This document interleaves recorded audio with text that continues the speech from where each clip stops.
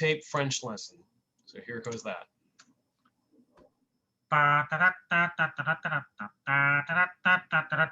Welcome to French Skills for Tomorrow's Journeys, Chapter 4. Bienvenue à Des habiletés françaises pour le voyage de demain, Chapitre 4. Brought to you by Grossbrüder Cola. The cool, refreshing taste of Grossbrüder Cola.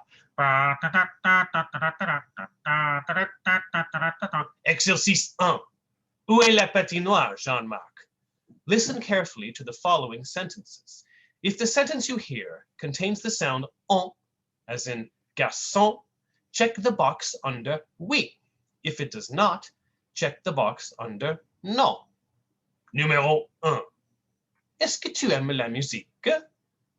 Numéro 2. Le professeur est fâché parce que Suzanne mange une pointe de pizza dans la classe. Numéro 3. Ma mère veut chanter la Marseillaise dans la piscine. Numéro 4. Le souris blanc a couché souvent avec le lapin jaune. Numéro 5.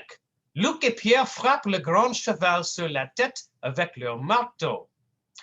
Numéro 6. Il y a 5 bouteilles de Grossbrüder Cola dans le frigo. Numéro 7. La vieille femme jette le petit bébé dans la poubelle. Numéro 8. Le Grossbrüder Cola est un choix excellent pour le déjeuner ou le dîner. Numéro 9. Vous devez acheter et boire beaucoup de Grossbrüder Cola. Numéro 10. Vous devez acheter et boire beaucoup de Grossbrüder Cola. Numéro 11. Vous devez acheter et boire beaucoup de Grossbrüder Cola. Numéro 12. Sie müssen viel Grossbrüder Cola kaufen und trinken. Nummer 13. Sie müssen viel Grossbrüder Cola kaufen und trinken. Nummer 14. Jetzt müssen Sie viel Grossbrüder Cola kaufen und trinken. Nummer 15. Sie müssen den Großbruder kaufen. Jetzt. Schnell, schnell. Trinken Sie den Großbruder jetzt. Und wir werden die ausraten. Ja. Nummer 16. Warum gibt es 4 Oliven in Ihrer Bratwurst, Herr Direktor? Weil Sie viel Großbruder Cola trinken müssen. Nummer 17. Frau Kartoffeln spielt Fußball mit dem getrennten Kopf von Kikto, weil sie nicht genügend Großbruder Cola getrunken hat. Nummer 18. Les 3 enfants mangeaient beaucoup de saucisses avec de la moutarde et du Großbruder Cola. Numéro 19. Les 400 coups est le film favori de ma sœur, mais je préfère les films de Claude Chabrol. Numéro 20. Est-ce que tu aimes la musique? This is the end of the exercise. The sound on, as in garçon, occurred in questions 1, 4, 7, 9, 10, 15, 18, and 19. Please grade your work accordingly. Exercice 2. On fume la grasse matinée avec le Dieu. Brought to you by Grossbrüder Cola. That cool, refreshing taste. Thanks. That was called Audio Tape French Lesson. And my next gig, my next feature, May 9th at Runcible Spoon with our friend Skylar Winter. I'll put the details in the chat about that. Cool. Hey, I remind you, I was listening to 4Extra today, and I had the wonderful Ian McMillan on, and come back to when he was doing stuff at schools, and I wouldn't say it's similar to that, but after every verse that the kids had to chant, they had to go make a funny noise, not unlike the phrase there, but similar, like "keek." They all say that at the end of every line. It was really brilliant stuff. Thank you. Okay, next up, Chris Begg isn't here, so warm Blot, welcome now. You welcome Daniel.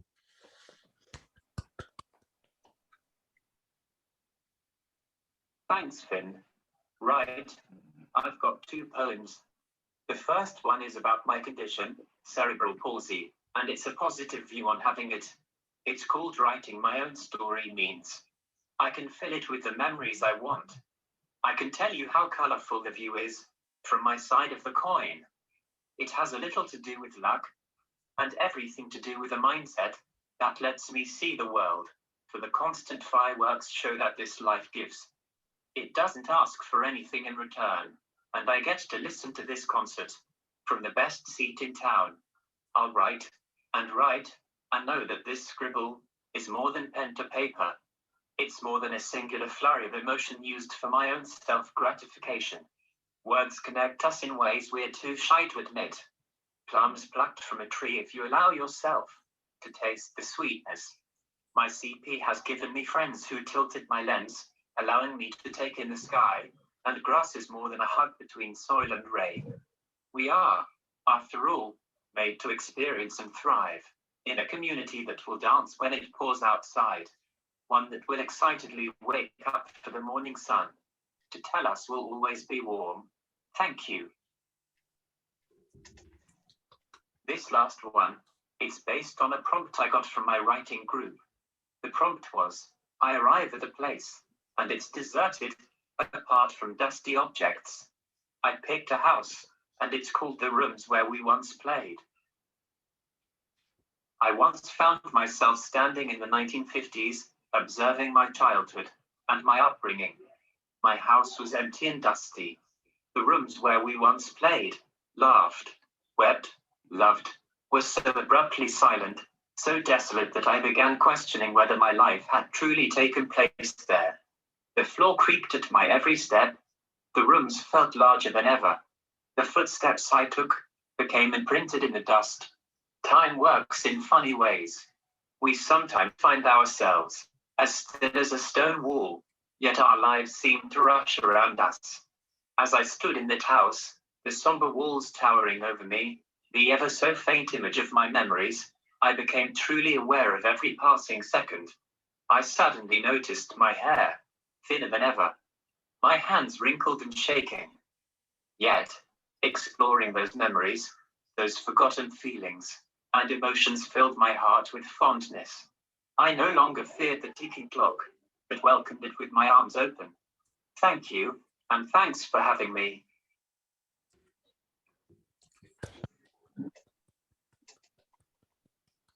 Thank you, Daniel. Thank you for coming along. That was wonderful. Always wonderful. Love hearing, reading Daniel's stuff.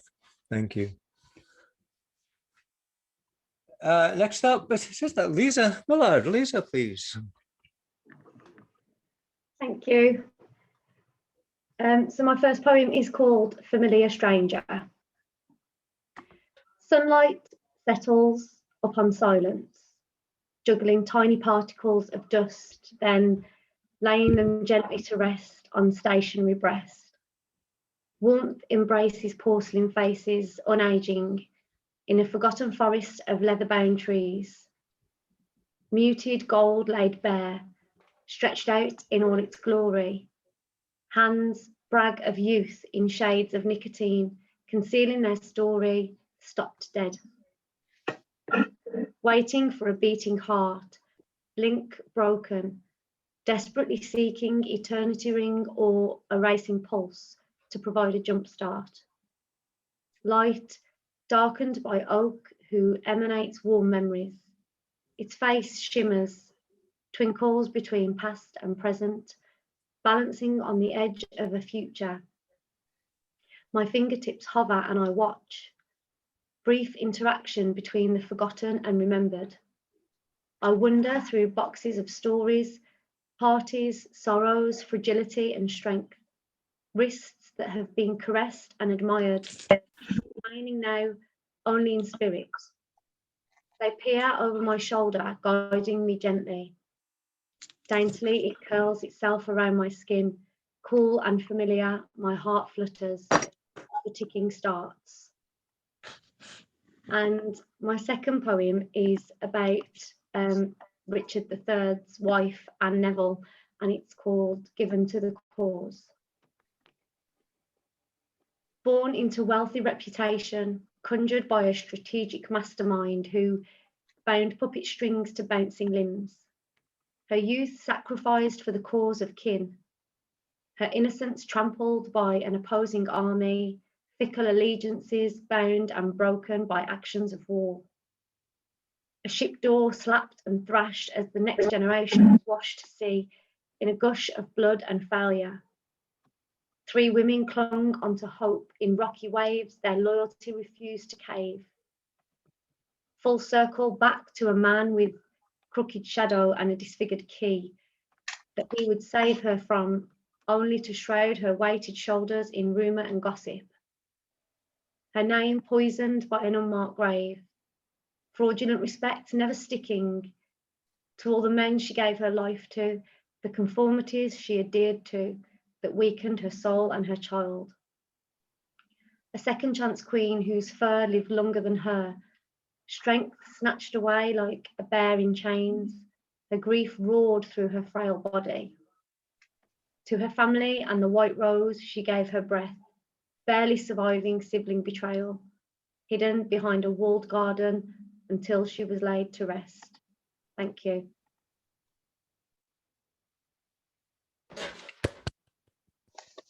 Oh, thank you, Liz. That was beautiful stuff. Thank you. Thank you for coming along and joining the Blot Club. Thank you. Moving on now. Christine, please. Right. I've got 3 today. I always find it difficult knowing which ones to choose, but anyway, we'll see how this goes down.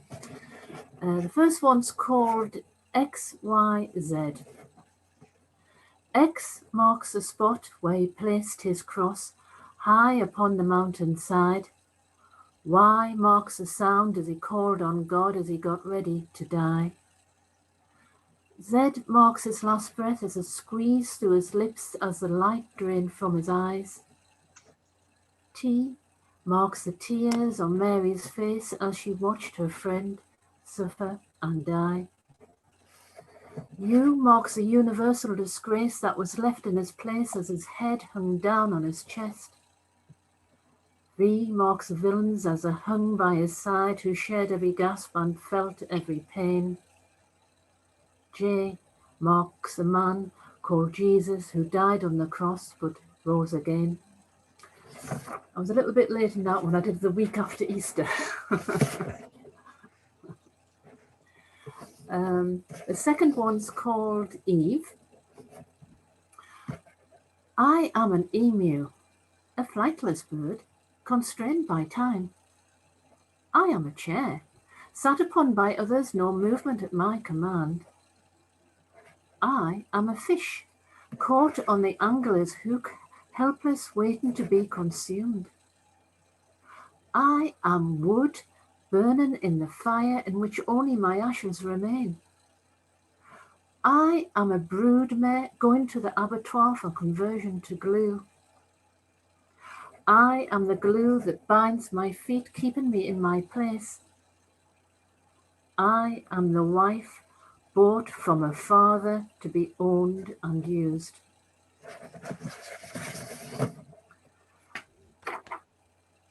And the last one stems from a conversation I had with my daughter. She does most of the illustrations on my website for me.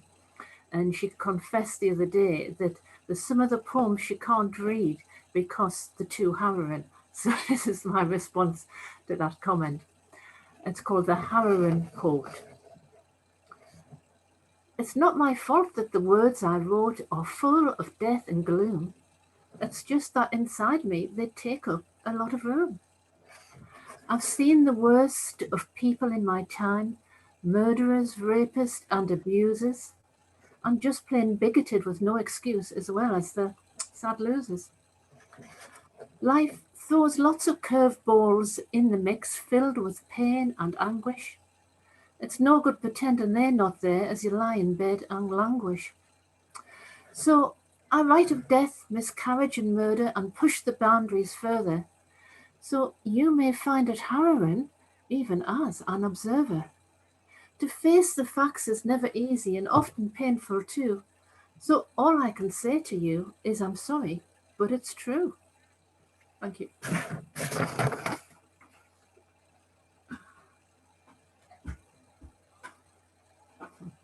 Thank you. Thank you. Harken back to Easter so long ago, eh? Brilliant stuff as usual, Christine. Okay, Moving on now. Welcome back, Francesca. Mute. Had to unmute. I have the thing that you were talking about this morning that she was putting in the gift bags for people. So this is one of the poems I did for that. It's called Global Fears Last for Years. Global fears last for years. Global fears last for years.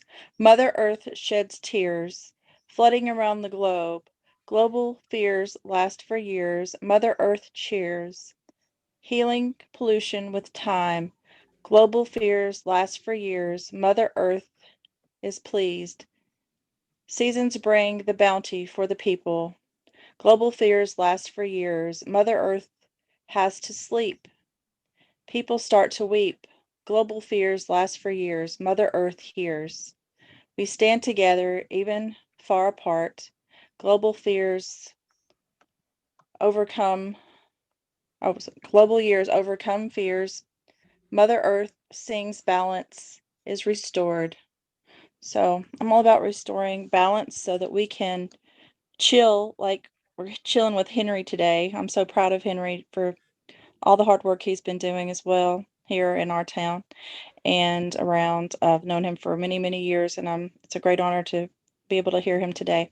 Thank you guys so much. I hope you guys are having a lovely time after Earth Day, because that's what we got to take care of, to take care of each other, and just show any moment you can, show your great heart for the earth and make the plans that you want to make every day, because we're living pretty much for the moments that we can share with each other and do the chill and listen to each other and have peace in our own lives. Thank you. Thank you, Francesca. Thank you. Lovely words as usual. Thank you. Okay. We'll have another first-time blotter come in tonight. We please welcome Leah Bailey. Thank you. Hi guys. Kind of jumping in here, wasn't sure about it, but I recognize so many names, and sharing the stage with people like Leslie and Finn and other beautiful, wonderful, artists is a privilege. So I'm going to read something old, and then I'm going to read something that's rough draft and untested. So be forgiving of the second one, please. First one is called Everyone Else. In the crowded, noisy bar, everyone else is with everyone else. Groups gather with laughter and chat and romance, gossip and drinks and domestics and breakups and get-togethers, everyone else but me. But I'm still here with everyone else in the bar, in the noise, apart from and a part of their noise, their smiles, their gossip. Who's that girl dressed for a date, but all alone? Me, enjoying the energy and cocktails, 2 for 1. I don't have to share. I let the sound and the music and the life surround me. I feel it on my skin, vibrate life that I'm still a part of, alone or not. Why not? Why not live in the background of others living? Aren't we all? Just because they don't sit with me, they don't know me, doesn't mean we aren't connected. We all chose this place. We all chose this time. Why not? Why? Everyone else has been where I am. Everyone else knows what I know. Life is noisy and laughter and gossip and romance and heartache and drinks and chat and domestics and get-togethers, and why break it up? Aren't we all everyone else? Thank you.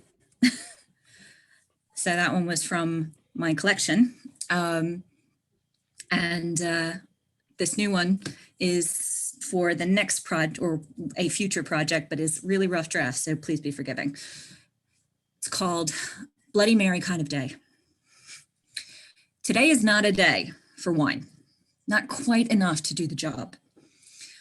I'm sure later it will all be fine, but right now my head does throb. I know it's not as bad as it feels. It's been so much worse before. Mentally going through it, the mind reels. 1 or 2 or 3, maybe more. Meeting with friendly faces to say, how are you? Anything I can do? Me, it's a Bloody Mary kind of day. Thanks for being here. You for me, and me for you. Thank you. That's it.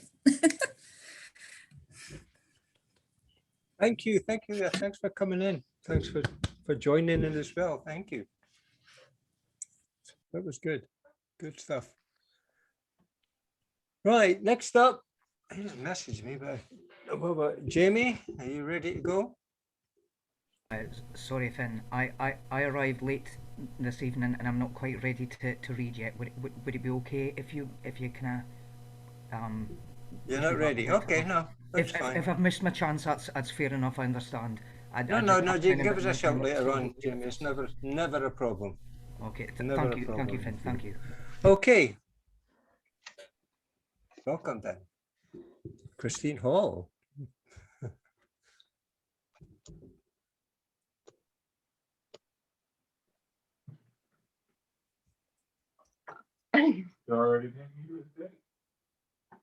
Okay, so I'm going to be honest and say my dogs were going crazy. Did you skip Jamie and come to me because there was a commotion in my house? Okay. Is that what just happened? Welcome back to you then. No, it's okay. I can do it. They've settled down now. It was just I couldn't hear you. Okay. Sorry. Okay. Especially for the poem I'm about to go into, but I'm glad to be here with you all and to have a safe space to speak. I have a doozy one to share. It's about suicide, so if anybody needs to tune out for that, please do. But it's been itching for me to read it, and I appreciate the space. Thank you. It's called Craig Killed Himself. The day he died, I got my period and bled on the sheets and didn't change them for 2 nights. His mother said there wasn't enough blood in his body to test the organs for safety, so his beautiful eyeballs went to waste. Maybe he didn't want to curse anyone else with his sad parts. Maybe he just wanted to be ashes, to be taken as dust, to be scattered to the wind, to be mud in the water come springtime. She wants to be fit for climbing the bluffs where he has to rest with the father who left, and hot for her 50-year high school reunion with the old classmates who sent her sympathetic emails, who she doesn't remember. His old classmates showed me pictures from before we met, flashing a peace sign and glasses and trench. He looks like the 16-year-old son he left. He was the ex-husband, the comedian, the tree surgeon, the dropout, the drug addict, the alcoholic, the jailbird, the middle child, the sweetest badass alive, and he killed himself. It's not the setup for punchline. It's not a dread. It happened. He got sick of the worries. He coughed up his quota of blood. He smoked his last Winston, told his ex-girlfriend his last drink was in hand. She heard he said that to all the chicks, told him to have it and hers while he's at it. He called our son, said he loves him. He'll see him another time. He's sorry, but always remember he's proud of his boy. Our son called it a cryptic conversation. I thought he was back in prison for violation. He left his wallet and keys to the truck where he slept when he didn't have a crash pad, but took his license and phone 15 stories up. To the best view of this town, he told our son, who can't wait for developers to tear it down. The paramedics found him without a pulse, administered CPR, a neck brace, and a trach. The hospital pronounced him dead at 7:12 p.m. Our son wanted one last hug, but wanted him to hug back. I closed one eye and touched his forehead, ice-packed skin kissing oblivion. His mother wanted to know how he got up there, but he always was a climber. He called to say he loved her and goodbye, to apologize and thank her. The neighbor asked if he was sick. I said, for a while now, and she blessed him. Foul weather friends are more plentiful than fair ones. The grandmother who didn't acknowledge me for 10 years dials her great-grandkids from a nursing home in St. Louis. I tell them to speak loudly, I love you, Bubby. She fell from the tub and broke her hip. Let there be peace between us. Let the blood flow fresh. I grieved him so long. Now that he's finally gone, let me accept this loss. Let me cleanse myself of it. The sheets go out with the wash. Thank you.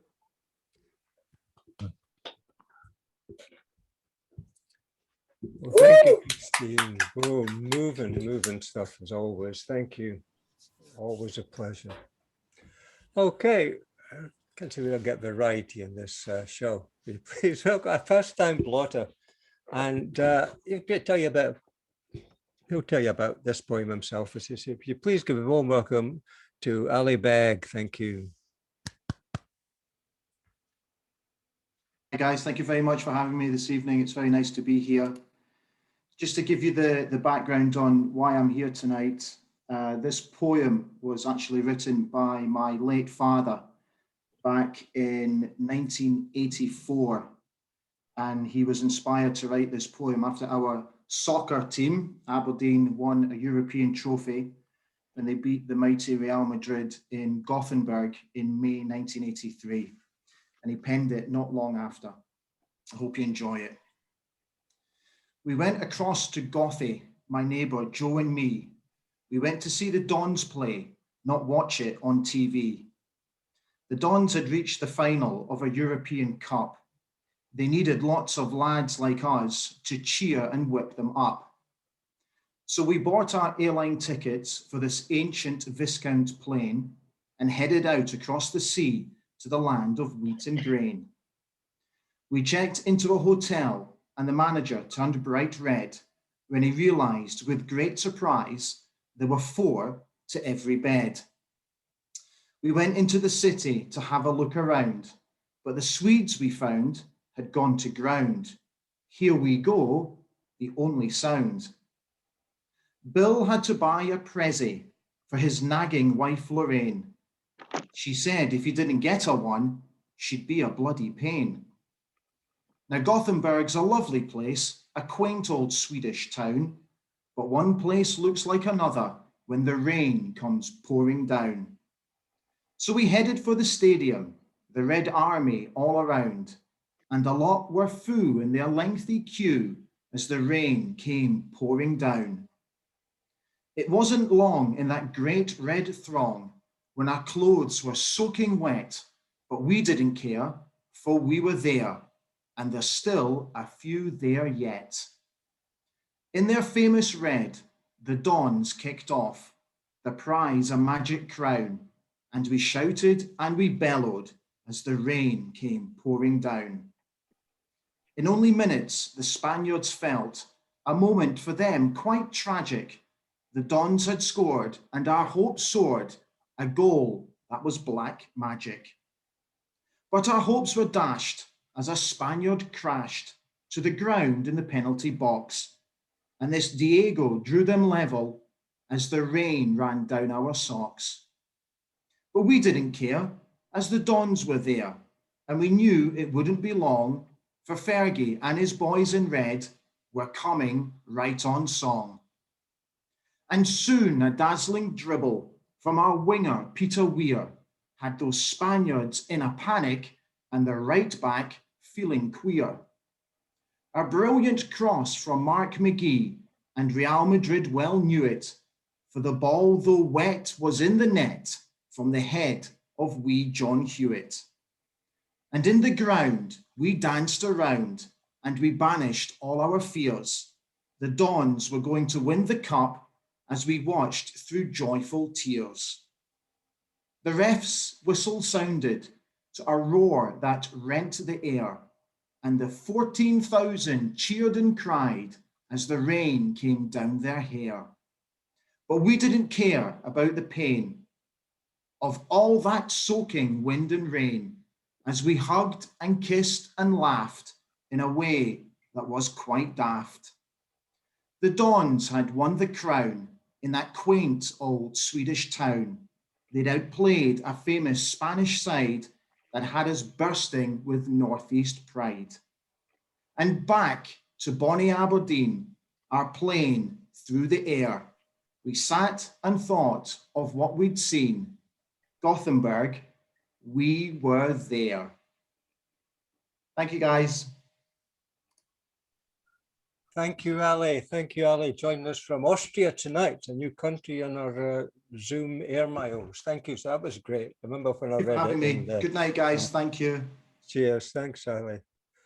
Remember when I read that poem on Facebook, I thought you have to get Mon to do that one. Not enough football poems on Zooms, I think, anyway. Thank you. Okay, moving on. Gary. I wasn't ready. I'm still writing a poem. Oh, I was just about to write you a message saying I've got hundreds of football poems.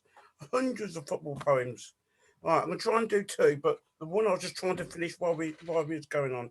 So, hi, folks. All right, here we go. It's so new. I'm not even spell checked it. Whoa, Britannia, Britannia, we rule the 400 years in bereavement.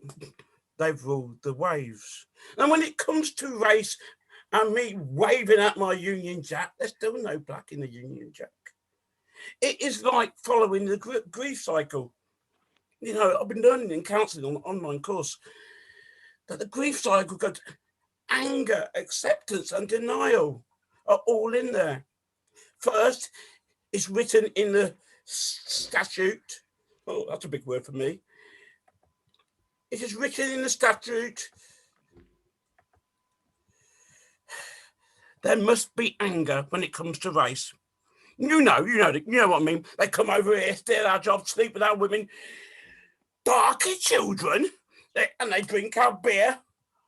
And all that is left on the page of the Sun and page of the Mail is a blood stained in the street, just to give you more fear.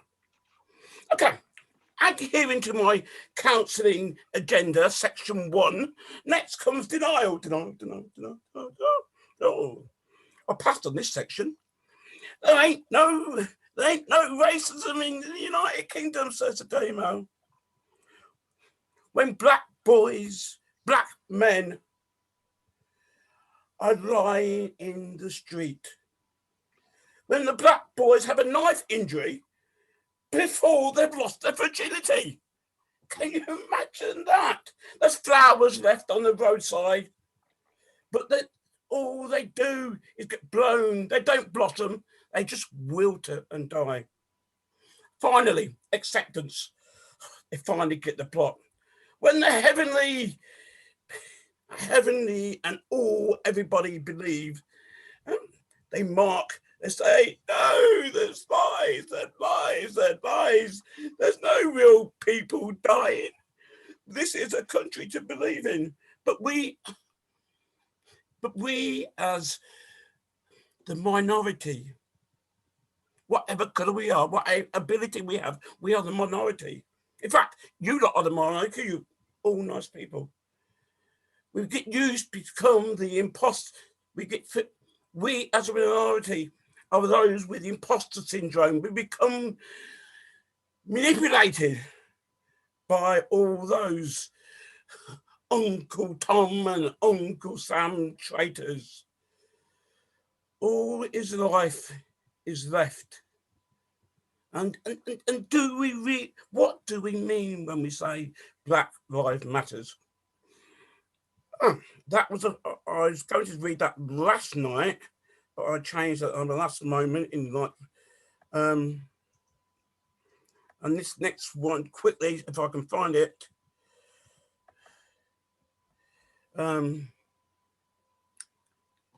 This has been published. I can't remember who, but they sent me a check and that bought me McDonald's. So here we go. Pain is my safe place, a place where the codeine cannot reach, a place where I'm not patronised and ridiculed. No screens for help can filter through this vacuum, but still the sermon rolls on, chapter, verse, and preach. I await a ceasefire for my lost soul when I can be in no man's land alone. Where the artillery stopped firing, when the Galleon cannon stopped the brown envelopes bombing. Preset calm coordinates are set in stone by the civil lapelled debt collectors. My safe place is where They stop their banging and banging and banging. No more plates to keep in the air. The little monsters what bite away at me can't get me there. And as for the other answers, I frankly don't care. Zone 0 is a place where I can find a sanctuary, where I can be without shredding a tear. Here I create hundreds and thousands of stargazers. Here I hear classic unfinished masters. Here my life is furnished in colours at the end of a rainbow with paintings that from turn prize winners. Zone 0, warm and snug, seductively Roman of jasmine and lavender. Here I read inside my closed eyelids, psalms and scriptures, the music of the chosen book. Don't forget, here's a tip. When you finish tonight, every morning, don't forget to fold over the duvet cover. Because when you will not get inside someone's zone 0 light, remaining chained slave like a lamb to a slaughter, you will go to bed, know that you're welcome there. Zone 0. Zone 0. Zone 0 is my favourite destination. Oh, thank you. Ooh, Gary, thank you, sir. As usual, thank you. Wonderful stuff from you. Thank you, mate. Thank you. Yeah, sorry I couldn't make this afternoon, Gary. I hope it went really well, did it?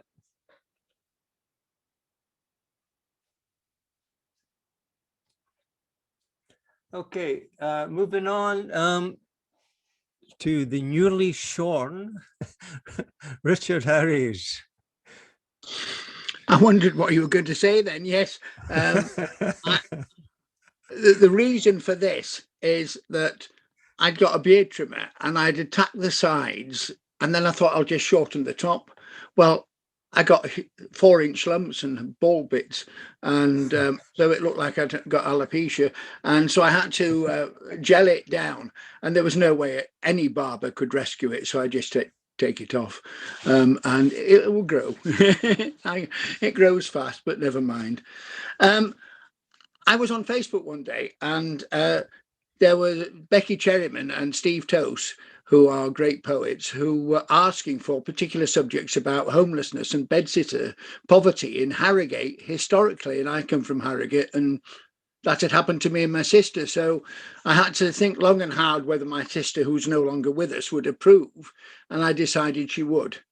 And they were they were published by Toast and Cherryman, and they were adapted into their Sabater nominated play. So I got to see somebody playing my late sister using my words, which was a very strange experience.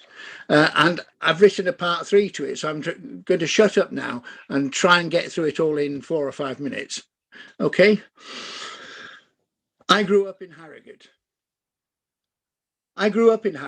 Affluent. My dad was rich. I went to Ashfield College, a boarder, though my hometown was the town in which I boarded. My mother died. Then within weeks, a stepmother arrived so fast I was hurting still. Bewildered, time passed and I was not welcome home, homeless, but only in the holidays. So I went to friends and relatives, stayed with them, but then I left school. Grew up, stayed with my sister for a while, but then the time came to leave, stand alone. Dad was now in Belgium. I was not welcome, got jobs in bars and hotels. Moved into a bedsit on Stray Lane. It was a dirty, lonely, awful. An old woman rented a room, not a home to me, not allowed to see her telly or sit and speak with her. Her dog shit in the bath, for which she charged 10 shillings extra. The bath, not the feces. She was not surprised when I complained. The final straw was when she made me a coffee. Breakfast was included. There was a dead spider floating on the top. She neither saw it nor cared. I gave notice and she tried to screw me for an extra month's rent, even though she knew I had nothing and worked in a bar. It was a dreadful start to my life as an adult. I left home looking forward to the future, excited. Then this. I grew up in Harrogate. Alone in Harrogate town, and this is my late sister Judy's story. I was pregnant, homeless, often drunk. This was the 60s, meant to be swinging. Sandy Shaw and Petula Clark did not live like me. I was judged, despised, called a tart, lived with friends on their couches, on their floors, stayed in Harrogate, stayed in Knaresborough, wherever I could, whoever would have me. I used to stand on the steps of the Alex, near the posh cenotaph, near Montpellier, near Austin Reed, where my dad shopped for clothes. I was short and blonde. Folks said I looked like Sweet Haley Mills, another part of the 60s that for me did not swing. I held a pint in my hand. Men would look amazed, say daft things like, big drink for a little girl. Girl, I was 20. Bet you a pint I can drink it in one, I'd say. They took me up on it. I supped it fast. Got my next drink and so it went on. Then I'd wake up in a strange bed with someone I did not know. My dad. When I got pregnant, the help offered £100 to change my name by deed poll before the baby arrived. She was born in Harrogate Hospital one night and I was alone. When she came, I loved her, but I did not get to keep her. I gave up my baby. I had no place to call home. She was adopted, gone. I carried on, no home to call my home. I never had another baby, and I never had a home in Harrogate, that fine town. And then a few weeks ago, I was on one of these, it might even have been Blot, and somebody did like the voice from a song, telling the story of a song. And I decided to do the story of Downtown, not Petula, not Tony Hatch who wrote it. And I tried several versions and it just didn't work. And then it occurred to me to go back to that year of my life in Harrogate, which was very peculiar. And this is kind of a part 3, and I didn't intend to write that. And this is called Inspired by Downtown. Loneliness was mine, had left home, well, been thrown out. Plenty of worries, college in the day, work at night to pay the bills, no help or support from anywhere. So just an empty bedsit to return to, no phone, so isolated. A record player on the floor, no plug on, just bare wires into socket. A fawn and red dance it. Albums Melanie, Joni, Aretha, Motown, and especially Petula. And I was so alone, I played them all and realised that to forget my troubles and cares, I should go into the town and meet folk there. I knew a place in Harrogate on Montpellier. It was a cellar bar, can't remember the name, plenty of music, no bossa nova, but did hear the traffic on the way. Lights out in the trees, not neon, but bright enough for me. There was music and beer, friendly faces and folk to talk to. I did not need to be alone. I was indeed downtown, had taken Petula's advice, had found a place to go. It was indeed a friendly, safe home. And I don't know who inspired me to write that, but it was one of you lot, and so thank you. And I just realised it was a part 3, so I thought I would perform them tonight because I've never done them together. Thank you. Thank you very much, Richard. I don't know who it was, but I will let Like a Blot from the Blue take the credit for it, though. Thank you. Okay, there we go. Leslie Constable, please. Hello, everyone. Lovely seeing you all here. Okay, so first one I'm going to read. I'm going to try to read 3 if it's not too long, so we'll see how it goes. The first one is called Aperture, an Incantation. And this is one that I wrote in response to the horror and sorrow that so many of us felt when there was news of the French teacher being decapitated because he was a good teacher and trying to open the aperture to expand the view. Aperture, an incantation. Open wide the lens from which the all to all, the eye to eye sees, the eye unblinking, the eye unflinching, and ponder. Look and look and look through each veil upon veil, part the curtain and look into each depth upon depth, radiating outward and going inward, further inward and further inward still, into the reach beyond the possible that you can see and go deeper, traveling into this hallowed inner sanctum, the inner and the outer world of being. Then open to that which surrounds this, which you see, side to side, each to each, before you, behind you, above and beneath you, and survey this dominion. What does it hold? First, it holds you, the seer, the sacred seer, which you are, of the light as it hits the lens, your eyes, that shines unfiltered from the heavens by day, the dim and sweet filtered light of the cherished orb, the moon at night, and survey this all that you see, all that wanders, all and everything which flies. Take your eye and travel in your mind, turn inward and in imagination, see all that is in the deep seas of the earth, and all that which swims within, the colors and delicate lines of each leaf, the scents you discern while traveling through the air. Watch it all, watch us all who are with you as we travel through our days and our nights. This is all. This is it. The seeing eye, the knowing eye, the ready of open heart to all that the eye sees. Cherish this all, the depth, the breadth, the height, the lower reaches. Travel into it, through it, be it, taste it, roll in it over and over and over, like a child rolling down dizzy from the top of her hill in the spring. This is ours. This is life. This is you, the all-seeing, the ever-seeing eye. So that's my first one. The second one is about the vanishing point, Zabriskie Point. This is taken from a film by Michelangelo Antonioni, I think that was filmed in 1969, and it was sort of a cult classic. But I like the idea of the disappearing point. I stick my toe in the cold water and withdraw it. Dare I go into this time? Dare I walk into this world staring straight onward ahead of me, eyes trained at the disappearing line, the Zabriskie point of the horizon, which exists only in thought, the point at which we can never be, only yearn for, visible, not attainable, that line between sky and sea.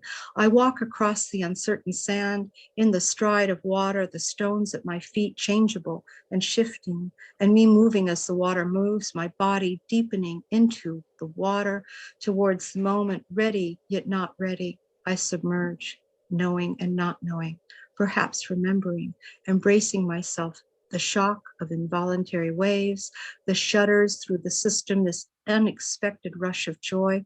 How does this work? Of wonder, the risk, the chance, the decision, the almost of it.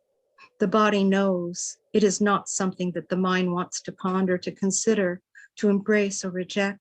This decision to enter the water, to keep walking towards the disappearing line, to disappear or not, the possibility of it.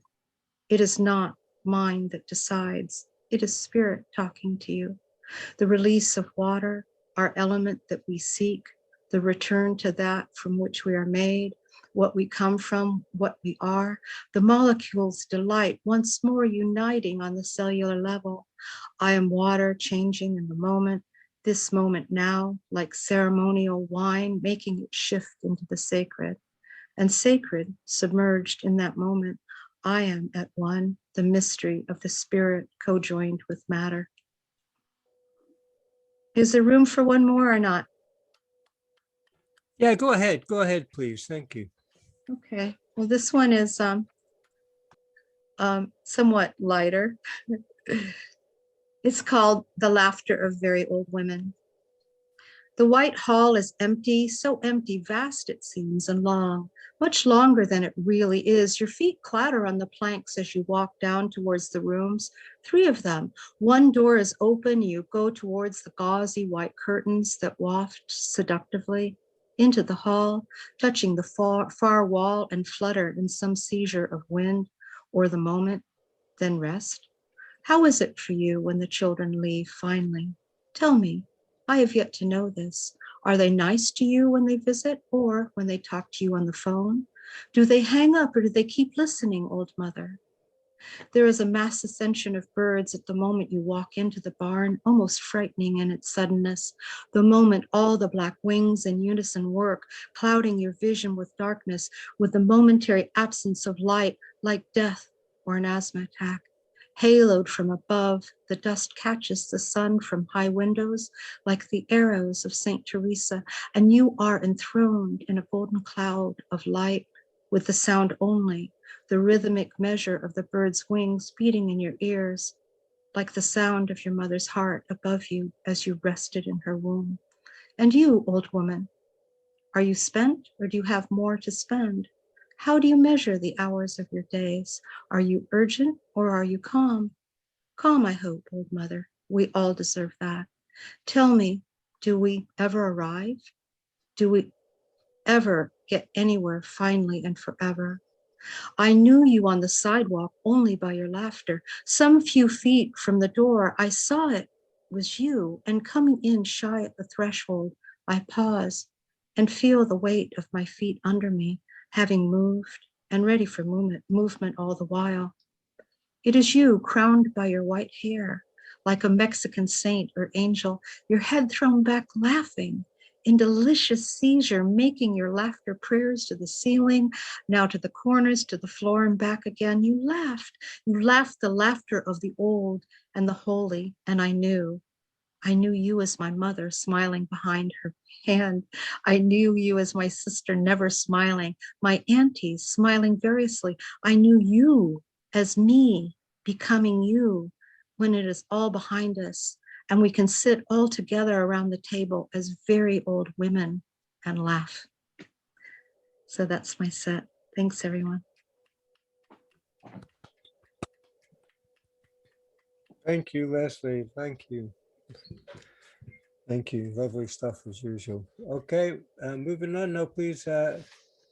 Gerald, the stage is yours, sir. Okay, I'm going to try and get 3 in. This is called Almost Dead Ed. I knew a man, his name was Ed. He died of almost being dead. It took a while, as such things will when somebody is very ill. The nurse said he'd got days, not hours, so I went out to change the flowers, but that capricious man named Ed, he died of almost being dead. He left me sitting on the loo. It was such a spiteful thing to do. So now in funeral garb attired of fitting elegies required, I'll tell you how that bugger expired. He waited till I'd left his bed, then died of almost being dead. That inconsiderate man called Ed. I miss him dearly, it should be said. Almost dead Ed. This one is, I don't know if there are any Hilaire Belloc fans. This is about Isambard Kingdom Brunel. Isambard Kingdom Brunel wasn't feeling very well. He threw up again like a great western train on a ship, or a ship on a gathering swell. He said to his mum, "Oh, your dinner was yum, but though quite clearly I'm a great engineer me, I lack an iron tum." And she sent him back up to bed. And that is where it is said, like the unfinished plan of a soon-to-be man, the would-be engineer was found dead. The moral to children is clear. One day you may appear to have invented a bridge or a canal on a ridge, and the next day your life disappear. So never shout back to your mother, "I'll be down in a minute. I'm just finishing the first tunnel from one side of the Thames to the other." Your dinner will get cold, maybe code to be told. I'm going to poison that arrogant bugger. That's it, Isambard Kingdom, Brunel. And if I've got time for one last one there, Finn. Yeah, go ahead, Gerald, go ahead. I'm just gonna, sorry, though they're a bit silly, but I've been watching, because I know the Mourne Mountains quite well, what's been happening with the fires. And you'll have noticed that they, if you've been following it, they talk about Bloody Bridge, which was the place near Newcastle where a couple of centuries back, there was a prisoner exchange after an uprising. And the prisoners were killed at Castlereagh prison. And as a result, the exchange prisoners were killed at Bloody Bridge. And I thought it made me reflect on that and on Slieve Donard. This is called Slieve Donard Burning. From Millstone Mountain to the saddle, a new set of fairy lights under thin clouds. It is dusk, and Newcastle is lighting up along the promenade, a sauntering town suddenly filled with a yellow-red urgency. Instead of fireworks, fireworkers merge into the dark of a photograph. The sweep down from Eagle Rock through River Glen to Bloody Bridge, that beauty spot where smaller red was bleached on rocks. No tit for tat, no rescue then, no hosing down of battle scars. And now, across the jaws of Dundrum Bay, seals silent, hidden by the shore, we see the mountains burn, corona-like and mistless. Perhaps some ghosts walk up from Bloody Bridge towards the summit, weary of dying, weary of the cause that led them there, weary of causes they opposed. Perhaps they feel the warmth a little without the charring of bracken on real flesh. Perhaps pick up a single cigarette on Raven Rocks and mourn the fire's progress over their purple mausoleum. Thank you. That's me. Thank you, Gerald. Thank you. Thank you very much indeed. Okay, we have one more before we get to our feature headliner tonight. But so will you please welcome just now Michael Sindler. Thank you. Hey, thanks so much. Always great to be here. This first one is called Handful. This handful of soil holds the history of the earth. Mountains that rose from lava, shot up out of magma and met their match. Gentle drops and curling rivulets wearing away crystals borne by wind across expansive terrain. Roughed ridge guardian range surrounding new-formed seas. Blue depths in which first green grew, advancing onto land to thrust down roots. Cracking fine fissures, burrowing up soil into blankets, adding its dead black composting remains with each successive season. Nutrient-drenched sod grows richer. More complex forms, spiraling, progression out of DNA helixes. First cells of life appear and see, amoeba after amoeba split, burst into billions, each clone of original organism coexist, combine, evolve into multicellular manifestations. Germ to virus to mold to blossoming vegetative mutations, ride waves or fly or crawl to land, Phylum, Ordo, and Familia expand, amphibian, reptilian, mammalian, carbon footprints left turn to fossil as they decompose, becoming fodder for new growth. Seeds sailing on zephyr or excreted by migrating beast invades, revises ecosystem. Loam and dust mix into mud, grab flecks of fractile mineral. Slide and flex between cracks, over and under rock and rubble. Flake that was once skin and bone and branch flies across continents, rides over waves, mixes over aeons. No land abides that does not speak of other scapes, grove, jungle, desert, plain. In all is mixed. In all remains. Scoop up shallow clump of soil in your hand. You hold it all. The planet, the very stars, the original power that made it manifest. Gaze in wonder of interconnectedness. Did a triceratops turn into that leaf? Did Achilles' sandal skid across the stone from whence that speck of dust journeyed to arrive in your palm at this moment of exploration? Feel the weight of history in your hand and toss the dirt high. Let the wind carry it. Let it fall back into new formations. Let history become the future. Let the future become history, handful by handful.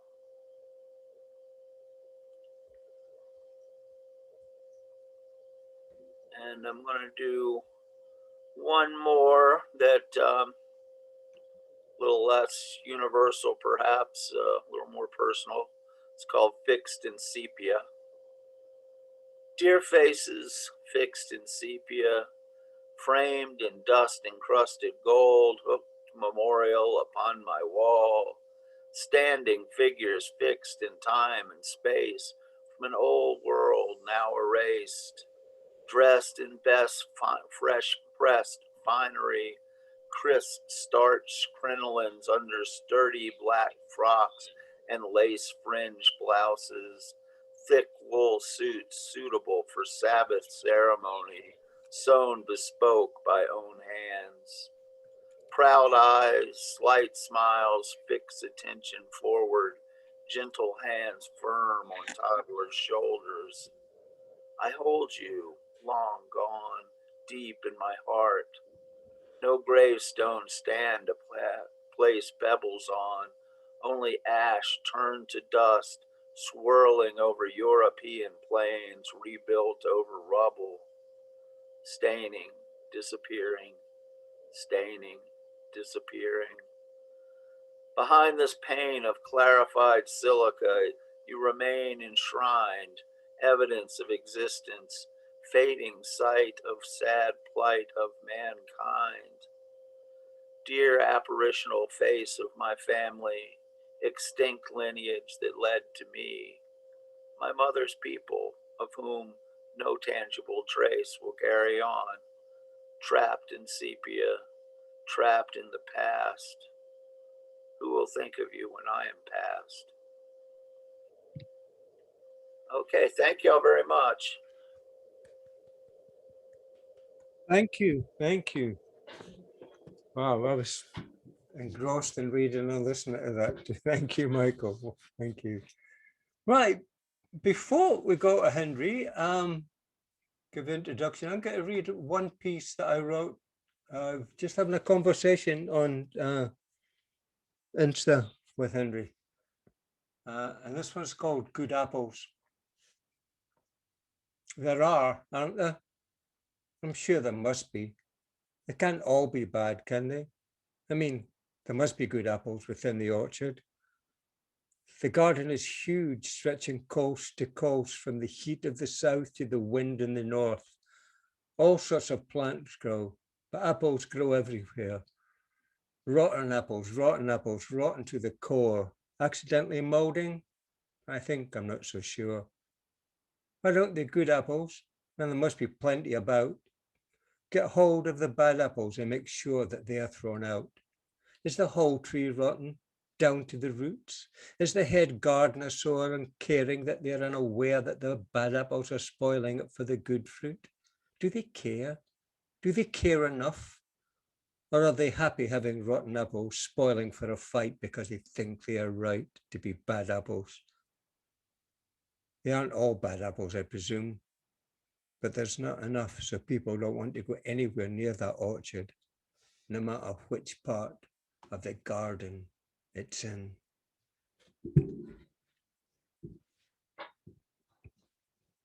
So, would you please welcome our special guest here, our first poet laureate on headlining the show. We all know him, we all love him. Please welcome Henry L. Jones. Thank you.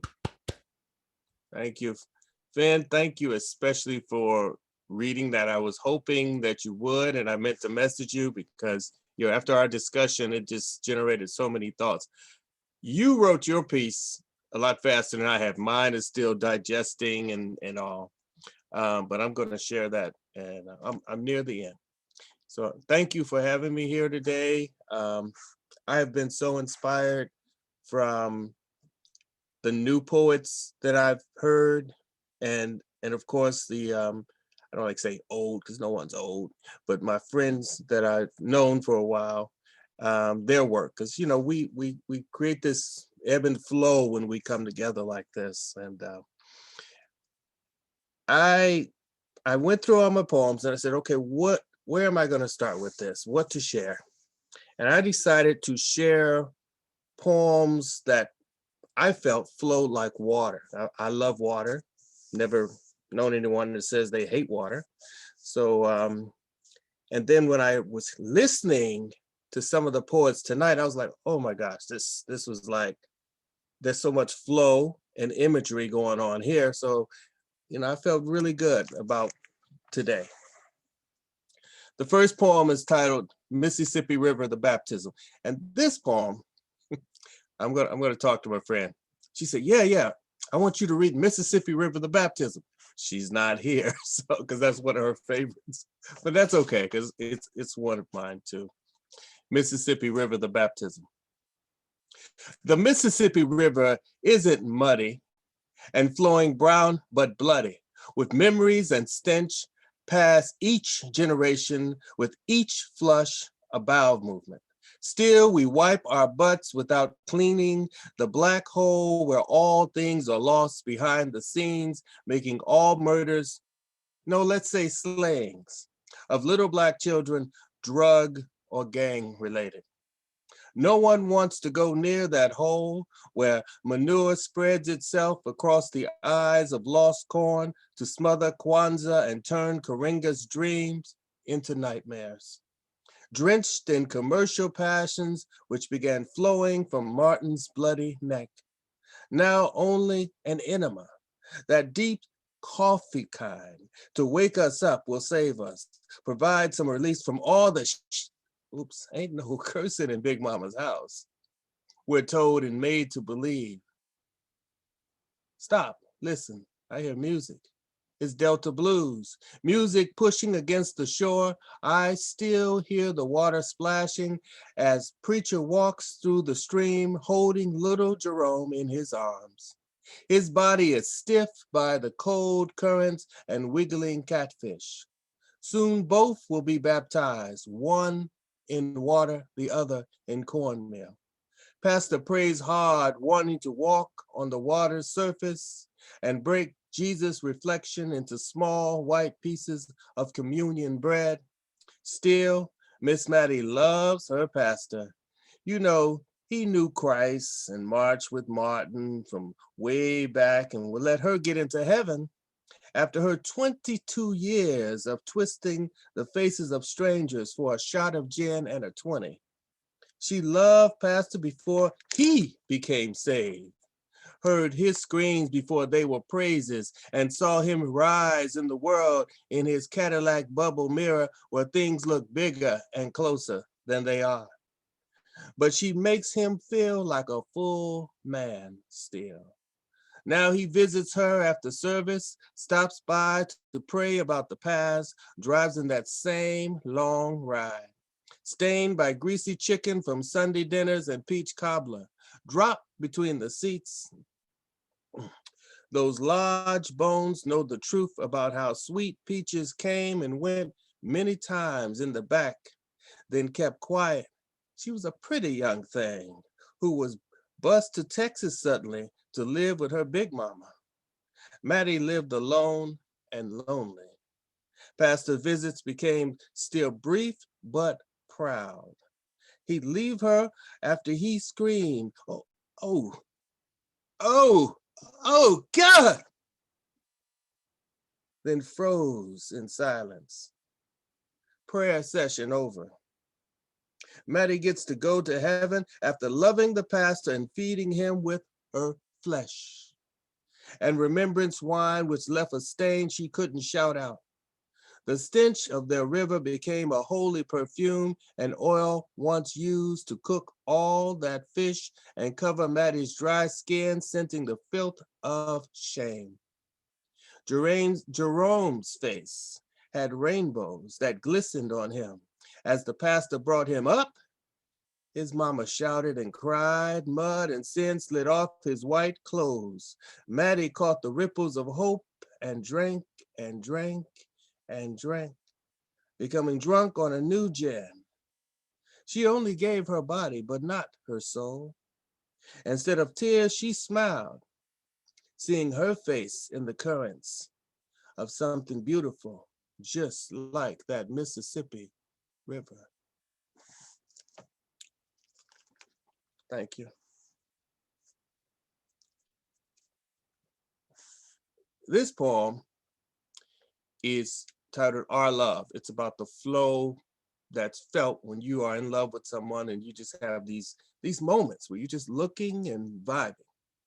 You are my fire, of which I burn, glowing and heated by you until our passion turns me into a gentle ash, where I lay in silence, feeling my sweat dripping to be resurrected again and again, and then die by your fire again and again. There was just me and you and this fire.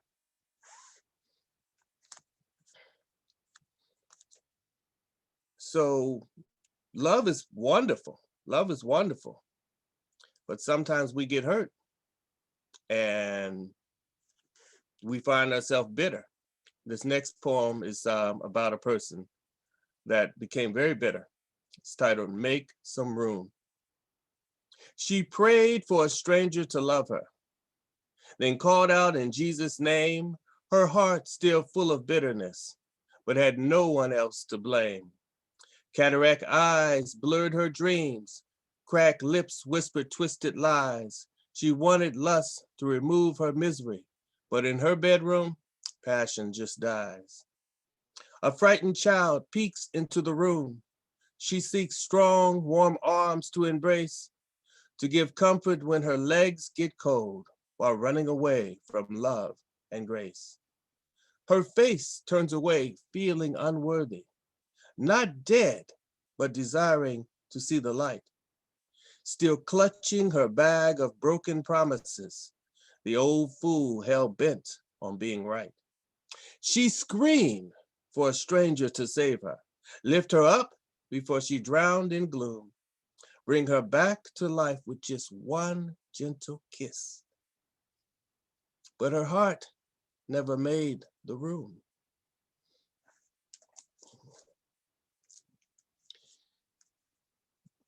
Most of those, except one, Our Love was not. The previous two were in my book, Run Into Blackness, Feeling My Poetic Gumbo. And this next poem is about reconnecting with love, but then you've lost love and you still yearn for that person that you've lost. It might be to death or whatever.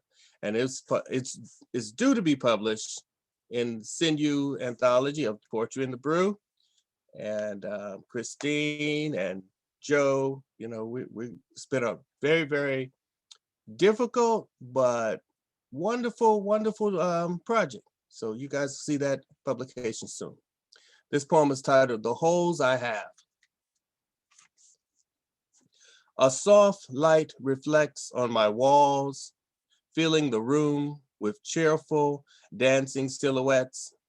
Images tracing along hidden places flood my brain with these holes in my head called eyes. These strange creatures soar through the pinks, blues, and whites of the covers. Quilted happiness to the strands and stories held each night of places and people. Then warm kisses goodnight echo in my mind through the holes in my head called ears. Now old drinking brandy, full-bodied, a calm invades my bones with warmth, bringing a hush, a contentment, like the stories, drinking nectar to rain on the castles in my mind. Playful games kill the dragon flowing inside, through the long gutter in my head called a mouth. Years of the living, the dead, the hushed, the moving. Ancient winds blow across my face, scent of old lies, become a dry desert, once salty ocean of plenty. Aromas persist along the flowing currents, rye from the fields, roses on the bush, strings of honeysuckle, through these downward holes in my head called a nose. The sights, sounds, taste, and smell of you from those years, surrounding me, inspiring me to paint an unseen image, many pictures replayed and relived, but longing for you. Those things which I have yet to see or feel for many years. I peek back at those moments, wondering what to do now. With the hole in my chest where a heart once pounded for you. Thank you. I've come to some close moments of losing people that I love. I mean, lovers and my wife, and it's just been, you know, you don't want to think about that. You just want to live life and, you know, just be. You don't want to focus on negative things. And for myself, I've had a lot of deaths in my family. So when people get sick, that crosses my mind. What if this is another death? But I try to stay on track. And I for the most part, I do. It's through writing that I'm able to pull that out. This next poem, Yellow Eyes, is about that emptiness, that you're trying to pull yourself out the funk. Yellow eyes tell a vision beyond Russian gin cravings. Morning remorse alarms me. Warmth left too soon. Not the same as touching, but close enough for the illusion. Liquid prophecy flowing, numbing and inspiring me. Who will save us now? Fluids to make me feel here. Phantom friends reflected in an empty glass, an empty me.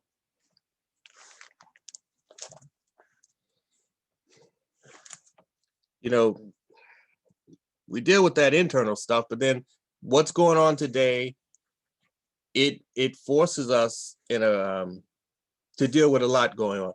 In the past, you'd hear about things and the news, you know, we only had a few channels, and you had that time to kind of process all the stuff you heard or read in the papers. But now, oh my gosh, you wake up and your phone's telling you all the stuff going on all around the world, and you're like, oh, and you know, so I write to try to process that, and you know, it's hard to keep up. I think some other poets here may feel that. They're like, oh my God, I'll just have to keep writing to help save myself, and in some respect help save the world. I hope, you know, your little contribution, what I call that raindrop into the ocean. I think each of us has a drop to contribute to the ocean. This next piece is titled Stay Tonight. And it was inspired from some photographs that I saw from Black history when I worked in a special collections library, and I just sat there trembling. Stay tonight. Reach for my pain. Let it roll between your fingertips and mold the thorns as bruised clay pounded by red feet. Why red feet?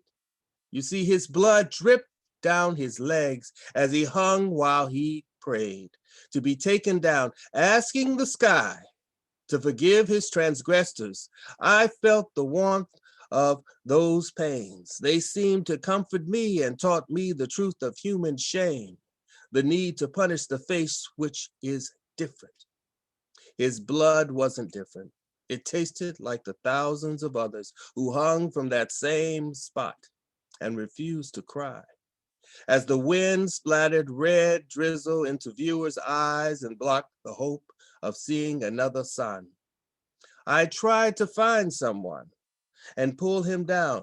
You see, I wanted them to feel my sadness, my anger, to make them hear the screams of grief and then touch his wounds and stare into his eyes the way I did when he hung. I wanted them to connect. Then take him down. Just take him down. Just take him down.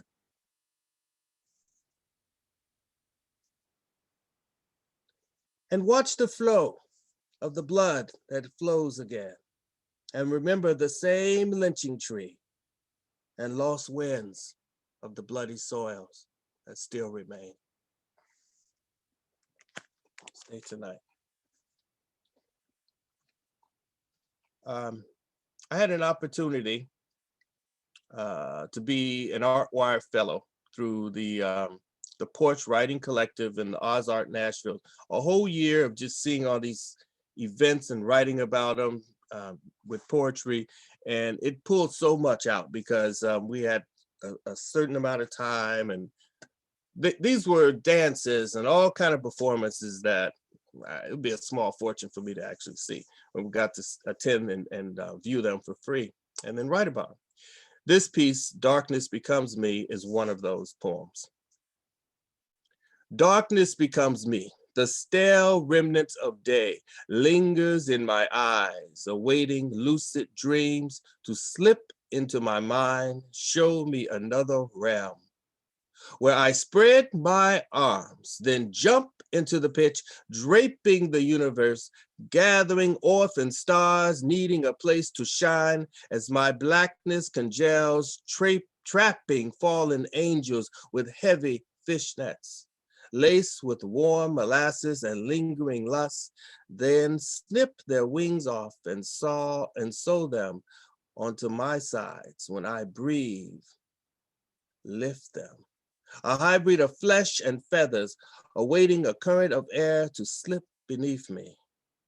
Then spread sails open, blocking the sun so easily with my darkness, but feel its warmth and desire on my flesh in the darkness, blended in the longest nights, a hidden beauty with songs as I await the longer days to reveal what I've become. Darkness becomes me.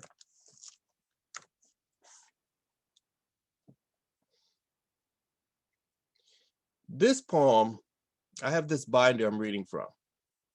And this poem, I put it in, I took it out. I put it in, I took it out. Because it's a very difficult poem. And it's a poem that I wrote about my godmother who was gunned down in Dallas, Texas, from a home invasion. And a friend of mine, it was one of those coincidences, told me about a organization she had about fighting against gun violence. And it was kind of timely.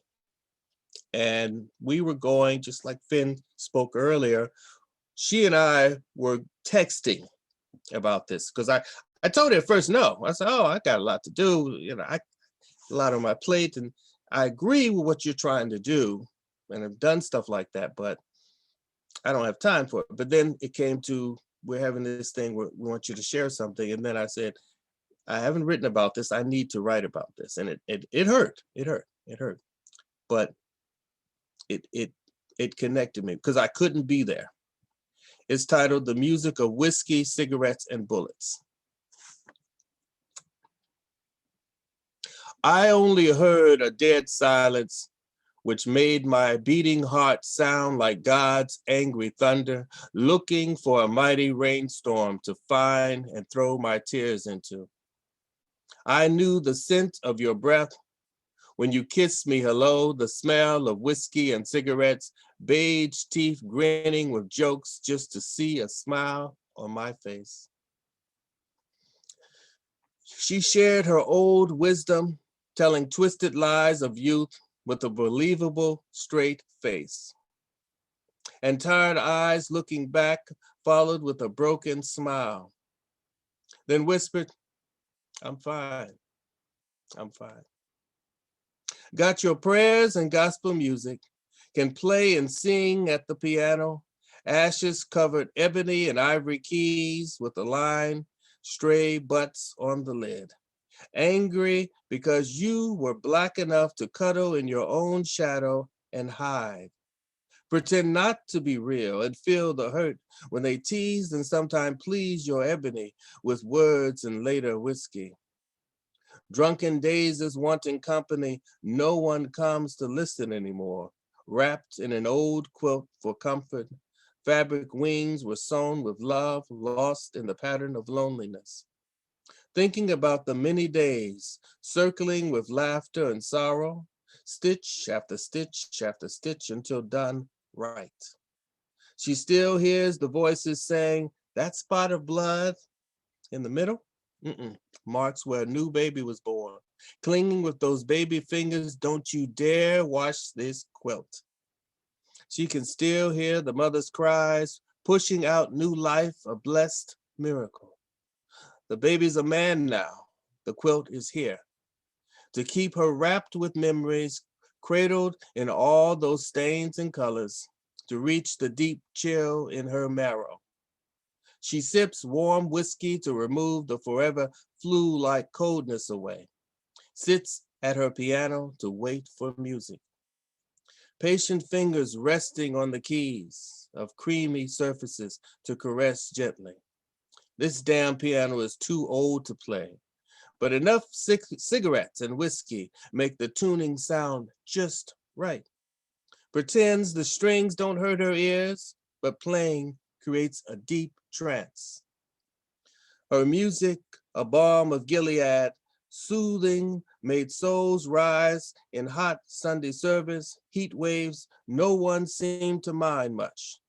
Played music or spirituals to break chains, to help people stop feeling broken inside. Church ladies fanned together non-stop. Strong women creating a gentle breeze, moving a Viking ship down the Jordan. Wanting the doors of the church to open to be saved from this brimstone's heat. Her sore fingers got tired of playing, just wanted to go home and then eat, enjoy the breeze of that big box fan, which drips water in a yellow bucket. A thirsty dog slurps like crazy all day. Later, the mutt itched and shook all night. She laughed at him, jerking in pain. Her familiar alcohol withdrawal scene. When she screamed so loudly to God, her song notes were frightened of her, but were protected by staffs and pauses. Until one day, they heard strange sounds. Smoky sonic booms broke into her house as gunshots flew inside on heated winds, bullets and blood splattered forensic art. Her soul floated above her fallen body. I only heard a dead silence, which made my beating heart sound like God's angry thunder, looking for a mighty rainstorm to find and throw my tears into.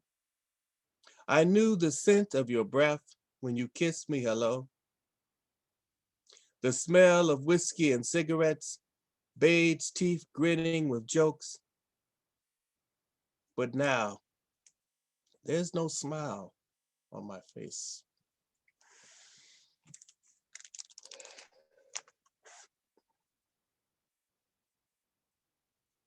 How am I doing for time, Finn?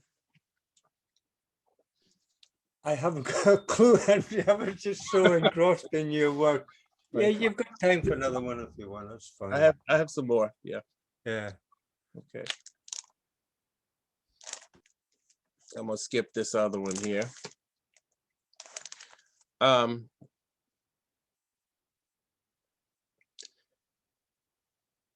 You know, we want to keep hoping that things get better. And you kind of back that up with some action. It's like the whole climate thing. I take plastic bags to the recycle, and I'm like, what am I really, there's gotta be more than me just dropping off these darn plastic bags, you know, because I've done some stuff and I'm like, you know, something daily. And I feel the same way in terms of what's going on racially and culturally and politically and all that. And then you balance, well, I got a life, you know, got daily things to do. And this poem came from that whole notion of what can be done. And it was written shortly after hearing about George Floyd. I have a friend named James Floyd. He's a poet, the Jefferson Street poet. And when I heard George Floyd, I always think of James. And you have to hear his work too. And this piece was written, was recited on a radio talk show called Your Turn, Sherry Bishop here in Nashville. We have a new dream for the many we have lost. Silence is an echoed form of acceptance, which allows the hatred to spread. Racism's wildfire wants our bones as tinder to burn everything to the ground. We release our tears to extinguish the blaze, but it's too late for our dead. Victims listed with blood awaiting our grief, but only our deep anger is found. Again, seeking justice to stop piling up bodies on a mountain of pain to toss. Silence echoes in waves of worldly calling for living and dead mouths to scream. Years of terror and fear to make us mute, but we won't forget our loss. When justice smothers evil, revealing truth, we'll rise in a new American dream.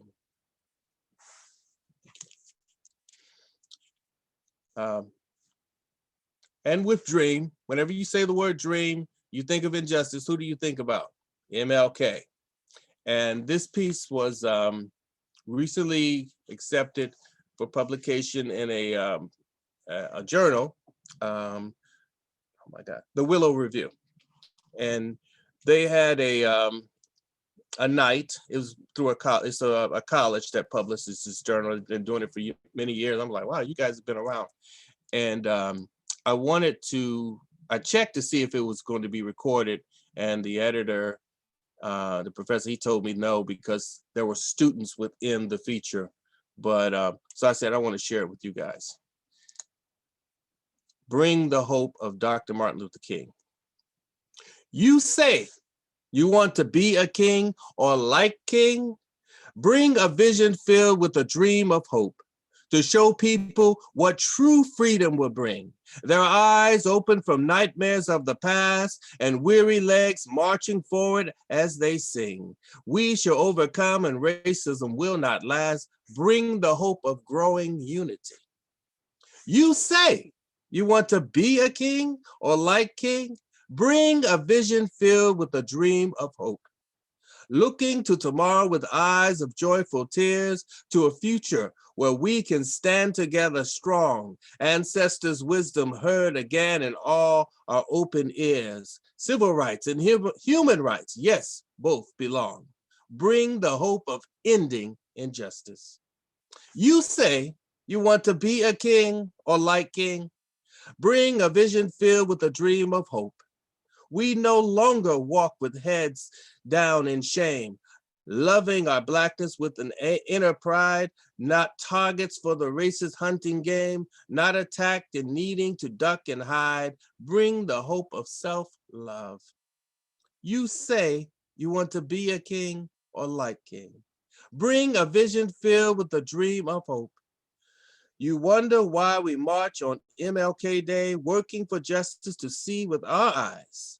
Some say don't fight with just kneel and pray, but prayer without work brings no prize. Bring the hope of spiritual strength. You say you want to be a king or like king.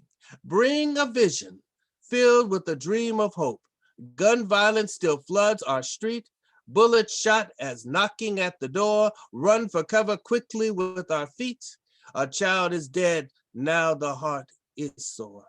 Bring the hope to end senseless violence. You say you want to be a king or like king.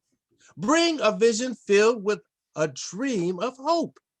You're a leader, pull out from your might. Like Barack and Michelle, stand tall, brave to the core, do what's right. Many need you to accept the call. Bring the hope of strong leadership and unity. You say, once again, you want to be a king or like king. Bring a vision filled with a dream of hope. Martin tried to show us how to live, killed for seeking peace in this land. His one life, what more could he give? Freedom comes if we take the stand. Bring the hope to continue Dr. King's dream. And I started with water, and I'm going to end with water. Libation. And let me explain this. When I say the word libation, some people, yeah, I love to go out and drink. And, you know, I discovered libation years ago culturally. And I poured a libation when my father died and at my grandmother's 80th birthday, and then some other cultural events. And so I really connect with water, and that whole connection. It has a lot of memories for me. I see water as tears of joy and tears of pain, in short. Libation. Do your memories easily flow from your mind? Let your spirit grow. A small depth, free to roam, to touch, to know. Yourself, be and become. Reach for truth and answers by listening to ancestral voices that echo between the drips of water poured in a libation. Those drips are tears. Never, never forget your ancestors. Never. Thank you very much. Thank you again, Finn. Thank you all. Oh, thank you very much, Henry. Thank you. Unmute yourselves, everyone. A big round of applause for Henry. That was just Bravo. awesome, stunning. Thank you very Bravo, much Henry. indeed, sir. Wow. Thank you. Wow. Absolutely wonderful. It just was I can't wonderful. join in the chat. I'm on a funny machine, but it was great. I appreciate you guys. I really do.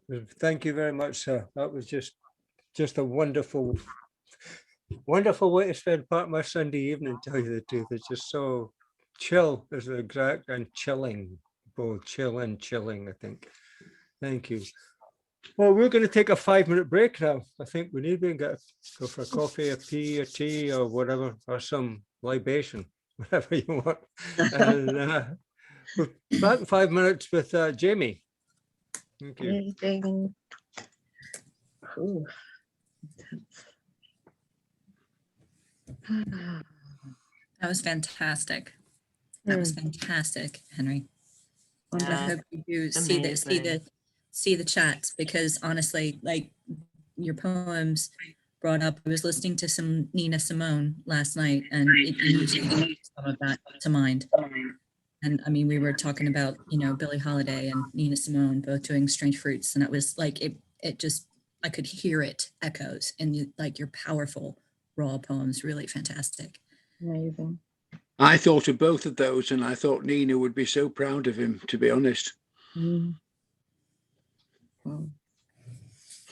Because I know more about Nina than I do about Billie, although I do like her stuff. But I've been a lifelong Nina fanatic, you know, and yes, she was very much to mind.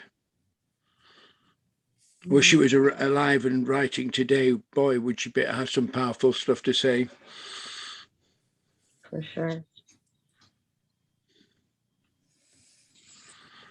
I didn't want Billie Holiday, they tried to stop her record. They didn't want her to record it, did they? And Yeah. people walked out. You know, I mean, They did everything they could to try and destroy Billie Holiday, throwing her into mental institution, on and on and on. It's Oh, yes. Yes. it's a truly tragic story. But you know, they tried their best to shut Nina Simone up too, but had absolutely no luck. Other than people She- walking out when she sang Strange Fruit, there was certain states where she was banned already, but there was people walking in who demanded that they had Strange Fruit and what their money was for. So she was caught with this double jeopardy of people walking out and people actually, this is what we paid our money to see. Hear Billy sing Strange Fruit. Yep. And it really, it pissed off so many people. It really, really hurt her career, that one song, even though it's one of the greatest songs ever written. Yes. Henry? Yes. Pure magical set. Thank you, brother. Every word sunk into the pores of my skin. I think the greatest compliment I can give is that I thought I want to go to the toilet at the start, but I've just stood and hung on. So thank you so much, Henry. It was a teaching, it was a lesson in delivery, words, and messages. Thank you. Thank you for Henry, when I go see a movie, and movies are my life, and I walk out of a film and nothing feels real, everything around you is just sort of, you're just so encompassed, surrounded, and everything about what you just experienced. Everything else outside of that is just unreal, and there's a quiet that you only get when you experience that. Great. Well, I got that, and I have that now. I don't know what to think or feel because I'm still processing that experience. So for me, that's when you know, real thing and experience. You know, it's special when that happens. Right. I don't know what else to say. I mean, from me, that's the greatest of. I wouldn't even say compliment. It just. Yeah. You're right, Maggie. You're right, Maggie. Well said. Absolutely. Yeah, you know, feeling. You never. Oh. Very early here. No one should be knocking on my door. Yours was wonderful as well, Leslie. Very moving. Oh, thanks, Richard. Thank you.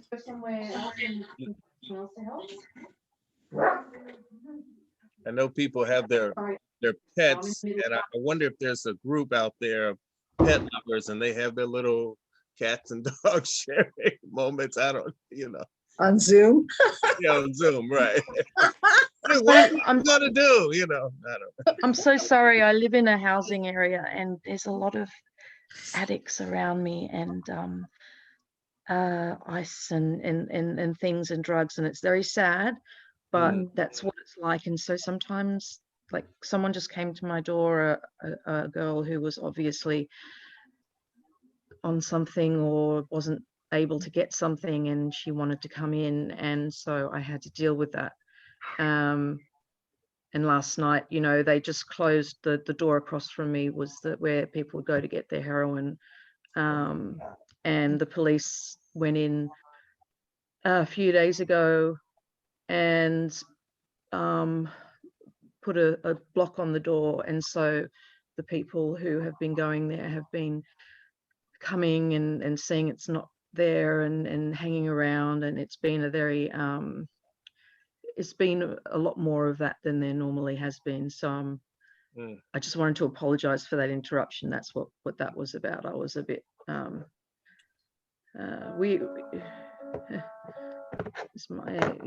nobody can know what someone's life is like. Exactly. just by looking at them or thinking that they live a certain way, you know. And I think Henry, yeah, I don't, it's just nobody can judge anybody because nobody really knows anybody else's life. And to be able to read words and to communicate words so that other people can feel that if they haven't felt it themselves, that's a gift. Yeah. Anyway, I'm going to go make a coffee, and thank you. That was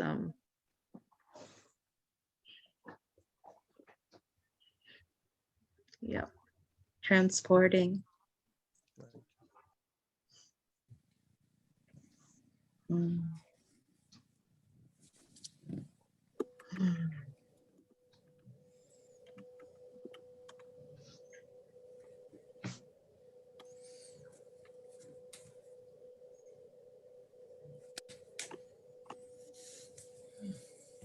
So Michael, about Antonioni, were you around anywhere near that area when they were filming that? Or I don't know your age. No, no, I'm just a film geek. Yeah. Yeah. I was too at one point. Yeah.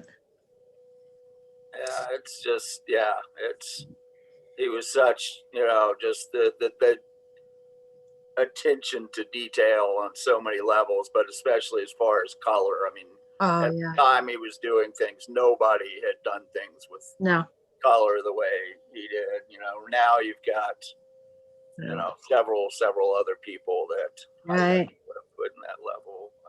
Right. I liked Bertolucci also, and I liked so many of them for that reason. Like a lot of people really sort of snot on This Sheltering Sky with Malkovich and Deborah Winger, but it's well, you're a painter, me too, so maybe we're paying attention to that aspect of it, but I couldn't get enough of it in terms of how beautifully it was filmed. And I agree with Antonioni too, that and if you're paying attention to that, the other things sort of fade into the background. But I know that both of those films that I really love got really snotted on. And I've always feel bad because I enjoyed them so much. And I like Kubrick too for the same reason. Like I saw A Clockwork Orange probably about 6 or 7 times, and people thought I was mental because I went to the theater and just, you know, third row, just couldn't get enough. But how he filmed it visually, there were so many little visual puns and jokes that I laughed my way through it all those times. And my one friend didn't want to talk to me anymore because she thought I was sick because it's such an awkward and violent film. And I'm like, no, but visually, like the visual puns were, you know, just on and on and on and on and on, and they were hilarious. Yeah.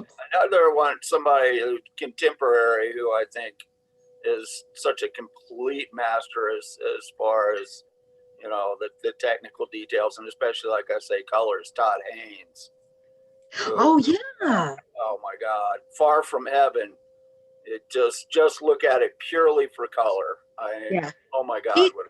He's undersung too in my opinion. Oh, I think he's one of the great directors. I think so too. Oh my God, boy, we aren't listen to us. We're total geeks. If it's Oscar night, it's fitting. So. Oh yeah, I didn't even think about that. Yeah, I won't be watching that. Yeah, it's not going to be like it usually is. So I haven't seen a movie in a year, so. Not either. Anyhow. But nobody's seen a movie in a year. Yeah, really. I think I'll like hit Netflix and watch that Manx movie in case it wins. Okay, we're ready to go with part 2. Announcement I've got to make. The next Blot is actually in 2 weeks' time, not 3 weeks' time. We're in 2 weeks, getting back into the old 3-week order because we had a 4-week space at one point. And that's on May the 9th. But on, I forget the date now, May something or other after that, I think it's the 15th. Sorry, Special K. You check back on the chat. Special K and Skylar have got their show coming up. I May the 15th or something. I think it's the You find the 14th. details on back in the chat there. I think it was the 14th, maybe. Oh, Yeah, it is the 14th. yes. I remember because it's my birthday. Yeah. Okay, 14th of May. That's going to be quite an event. Sadly, I'll be working and miss it. But anyway, let's kick off the second half. And please welcome back Jamie. Hello. Right. I'm not going to give you a song tonight. I'm actually going to recite a poem at the poetry event.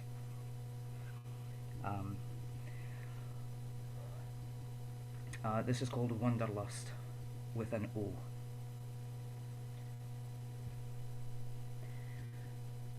Your volume's a bit low. Oh, sorry, what? What's that? Your sorry? volume's a bit low. People can't hear you.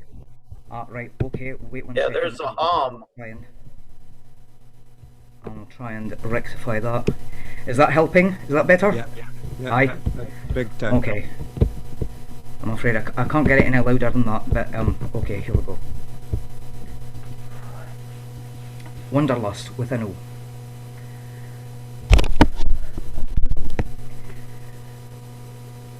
I tried to warn you of the draft, and you just laughed and said, "Don't be daft. It's your spirit I'm after, not your bricks and mortar, your crumbling plaster. Let me get straight to the point. Just roll me a joint and let's ditch this joint.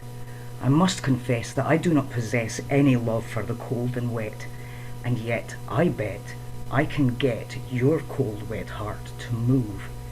And maybe then you'll prove that I matter, and that you've replaced your heart with mine, and you can redraw all the lines to your boundaries to accommodate me. To avoid repossessions of your worldly possessions, you should acknowledge my obsessions, and yet deny me access to the thing on which I obsess. But I will not accept any less than to possess your soul, your kingdom as a whole, your square peg in my round hole. I won't beg, but here's my begging bowl. Please, sir, I want some more.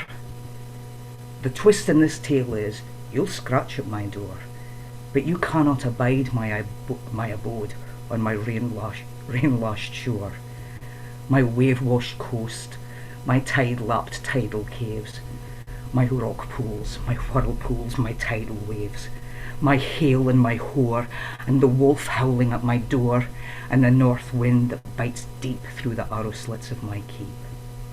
My kingdom is too grey, too bleak, too damp, too dour, too drab, too dreich.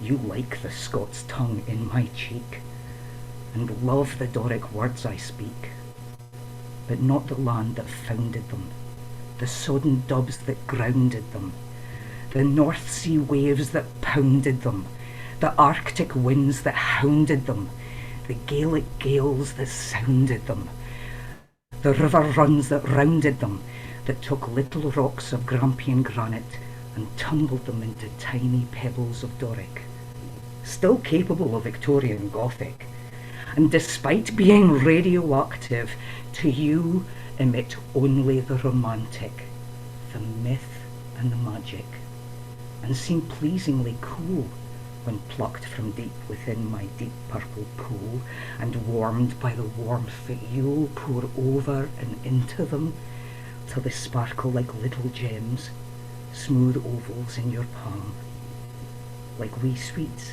tasty treats, good enough to eat, and gathered in a gathered purse, and sprinkled with your fairy dust, and kept at hand, in case you just come down with a case of human lust, and find that my native tongue is a must.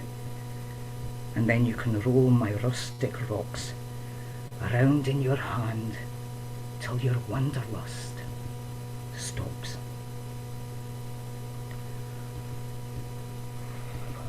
Thank you. Oh, awesome. Wow, Jimmy, thank you. Woo-hoo. That was great, mate. Great. Woo.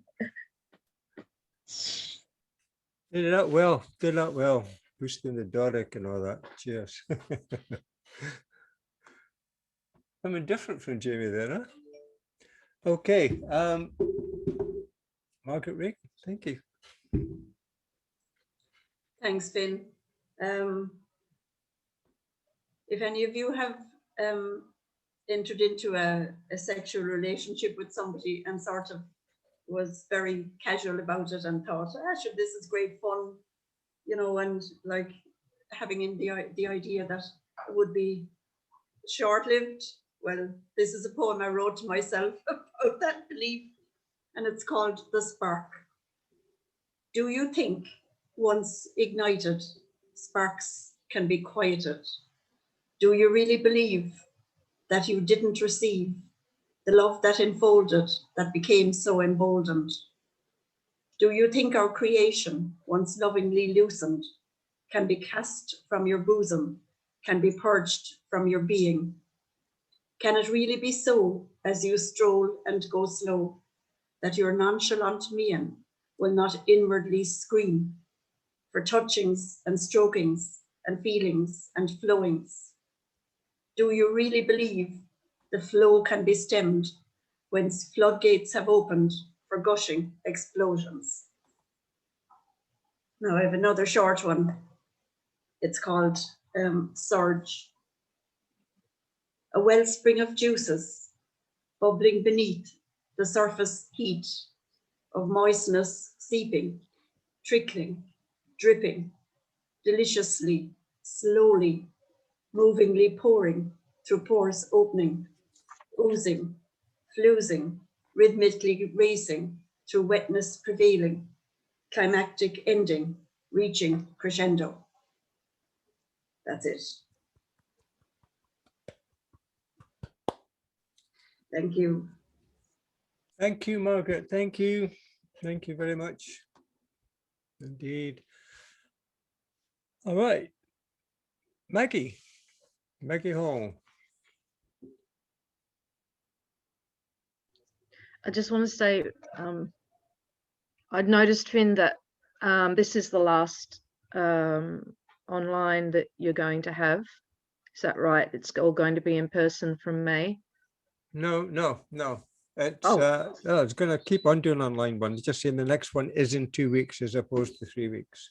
Oh, sorry, I didn't understand. But when I did read it, that's what I thought. And I do have a live one, hopefully, in August, if everything's fine. But that will be streamed as opposed to Zoom, because the place doesn't have a good Wi-Fi signal to encourage a Zoom to start with. Although later on, fingers crossed. But I'll still be doing live Zoom ones too. Don't worry about it. Oh, that's good. Yeah. Well, when I read that, I actually got a nice warm feeling, and there was a moment when I actually could see where you are, the green and the cobbles and the homes, and I had that good feeling of things that things have gone back to the way that they should be, and that's just what I got when I saw that. But I also felt, well, I'll get to speak before that happens, so that's what I thought. But it's good to know that. And I thought, well, you mentioned the Oscars. I didn't even know the Oscars were on. I saw someone about Oscars, and I thought, is there a joke or something I don't know about? But I thought, well, the Oscars, okay, I'll read this. I have read it before and a bit longer. Because I thought I wouldn't see you anymore. I'll give you the words so that you'll know me. So this is called Influence. These are all the things that influence me. Films and Jason and the Argonauts, Clash of the Titans the day after, Star Wars, Return of the Jedi, The Muppet Show, White Christmas, Dancing in the Rain, Grease, Doctor Who, Wombles of Wimbledon, The Goodies, The Thornbirds, Brideshead Revisited, All Creatures Great and Small, and Lassie, An Enchanted Tree, The Hobbit, Lion, The Witch and the Wardrobe, Meg and Mog, Kimber the White Lion, Marine Boy, The Magic Roundabout, Mr. Squiggle, Play School, The Muppets, Sesame Street, Watership Down, Bambi, Chitty Chitty Bang Bang, Pinocchio, The story of Ping, Dr. Zeus, Tuck Everlasting, dressed up as Robin Hood. Bridge to Terabithia, The Secret Garden, and Charlotte's Web. My Family and Other Animals, The Famous Five, A Series of Sweet Dreams, and Christopher Lee. And I'll just finish with this short one. I mentioned to Fim before we came on, I had this dream where I gave birth to a child. I was giving birth and I ran to the toilet and sat down, and this baby came out and it had 3 eyes on its head. And then my alarm went off, and this is what I'm going to read to finish. Velvet Moon.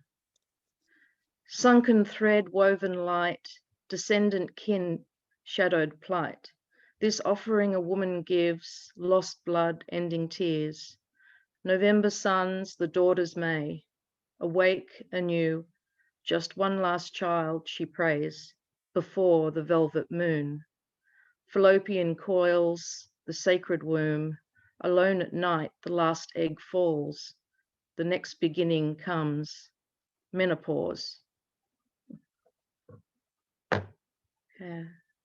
It's so lovely to be here and see you all. I do feel this is a very special gatherings. So thank you for having me. Thank you. Don't worry, I'm not going anywhere. We'll still be here. Okay, we're going to have now another new blotter and another new country. So would you please welcome from Beirut, Miss Nassar. Hi, Finn. Hi, everyone. It's so great to be here. Such a powerful night. Just hearing all these different and powerful voices. I guess it's been a while that I've been surrounded by by the same group of poets that like to hear different poets speak their truth. It's just so, inspiring. I had planned on reading something specific because I wanted to impress you. I wanted to impress you because I wanted you guys to come to my open mic, which happens on Wednesdays, and it's called Sidewalk Beirut. I still want you to come to my open mic, but in the spirit of just really, I feel like everyone's reaching for truth here. I wanted to read something more true to take this opportunity. Okay, so this I wrote to myself on my 27th birthday, which was a few weeks ago, to list 27 advices to my younger self. 1, not many people care, but those who do truly and deeply do. 2, hierarchies are almost always inhumane. Avoid them as much as possible. 3, walk alongside people. Neither of you really know the road. 4, hurt people hurt people. 5, you can't love yourself. Stop trying. You can only clear the path from all the obstacles for that love to arrive. 6, labels are liberating at first, but can easily be restrictive. Use with caution. 7, trust your gut. I can't explain it. The knowing without knowing, but trust it. 8, don't take you've lost weight as a compliment. It's as invasive as all the weight loss surgeries you've had, and no one's business. Your weight does not determine your beauty. It came up on my phone as a video, and I can see you in the background. That's what I mean. I'm not laughing because of your belly. I don't think it's any bigger than that, my belly. No, it's just... You mute, Andy. Okay. Speaking of invasive, cool. Where were we? Your weight does not determine your beauty. 9, practice asking people to clarify. Say, I don't know, but I would like to learn often. Don't be intimidated by the abyss of infinite knowledge. No one knows everything. We are always learning. 10, practice saying sorry from a genuine place, not a place of politeness. It is difficult. Mean it. There is healing in humility. 11, stop saying sorry for taking up too much space or time. Stop apologizing for your feelings or their expressions. You are valid. Practice that reminder. 12, not everyone is going to be up to the standards you crave intellectually and emotionally. That doesn't mean they don't have a lot to offer. That doesn't mean that they won't make great friends and companions. 13, practice building healthy friendships, being open with people and allowing, I repeat, allowing them to carry you and take care of you. That is not just your ideal partner's job. You can lean on many people. That's not using them. That's friendship. That's survival. 14, allow yourself to take as much as you give. Giving compulsively can mask bigger issues of a fear of dependency. Being independent does not protect you, so allow yourself to be dependent in a healthy way. No man is an island. 15, you think they don't understand you, but your parents will always be your biggest supporters. Be gentle when waging your internal wars outwards. They are people too. They did the best they could. 16, remember, intentions matter. 17, don't disclose everything at once. Protect yourself. I am still learning. 18, allow yourself to grieve the death of your expectations from your parents, but don't take too long. They're getting older as we speak. 19, some nights you will not be able to find a way to go to sleep. The nights will feel endless and the restlessness excruciating, but that's when you realize you can write about it and it feels a bit better. 20, write as often as you can, wherever you are on any surface. 21, believe people when they tell you good things about you. 22, be careful with men who say I love you too soon. 23, be careful with men who feel like they've left their heart in another room when they speak to you. 24, you deserve to be loved. You also deserve to be free. Find someone who knows and respects that balance. 25, learn about sisterhoods, embrace a connection with other women, take a minute to admire every woman's strength. Each woman's life is an epic tale of struggles, never undermine them. 26, never assume you know what someone is going through or feeling. Ask them, be there, listen. 27, learn to say no, to say fuck you, to not internalize someone's skewed vision of you. There are a lot of people in the world and a lot of perceptions. Hold on to how you see yourself and let that anchor you wherever you are. No one knows you better than you.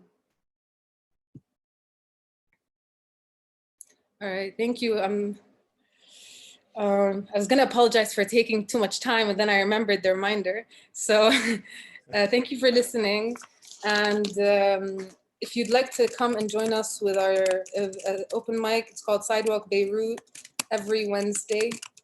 We happen on Zoom.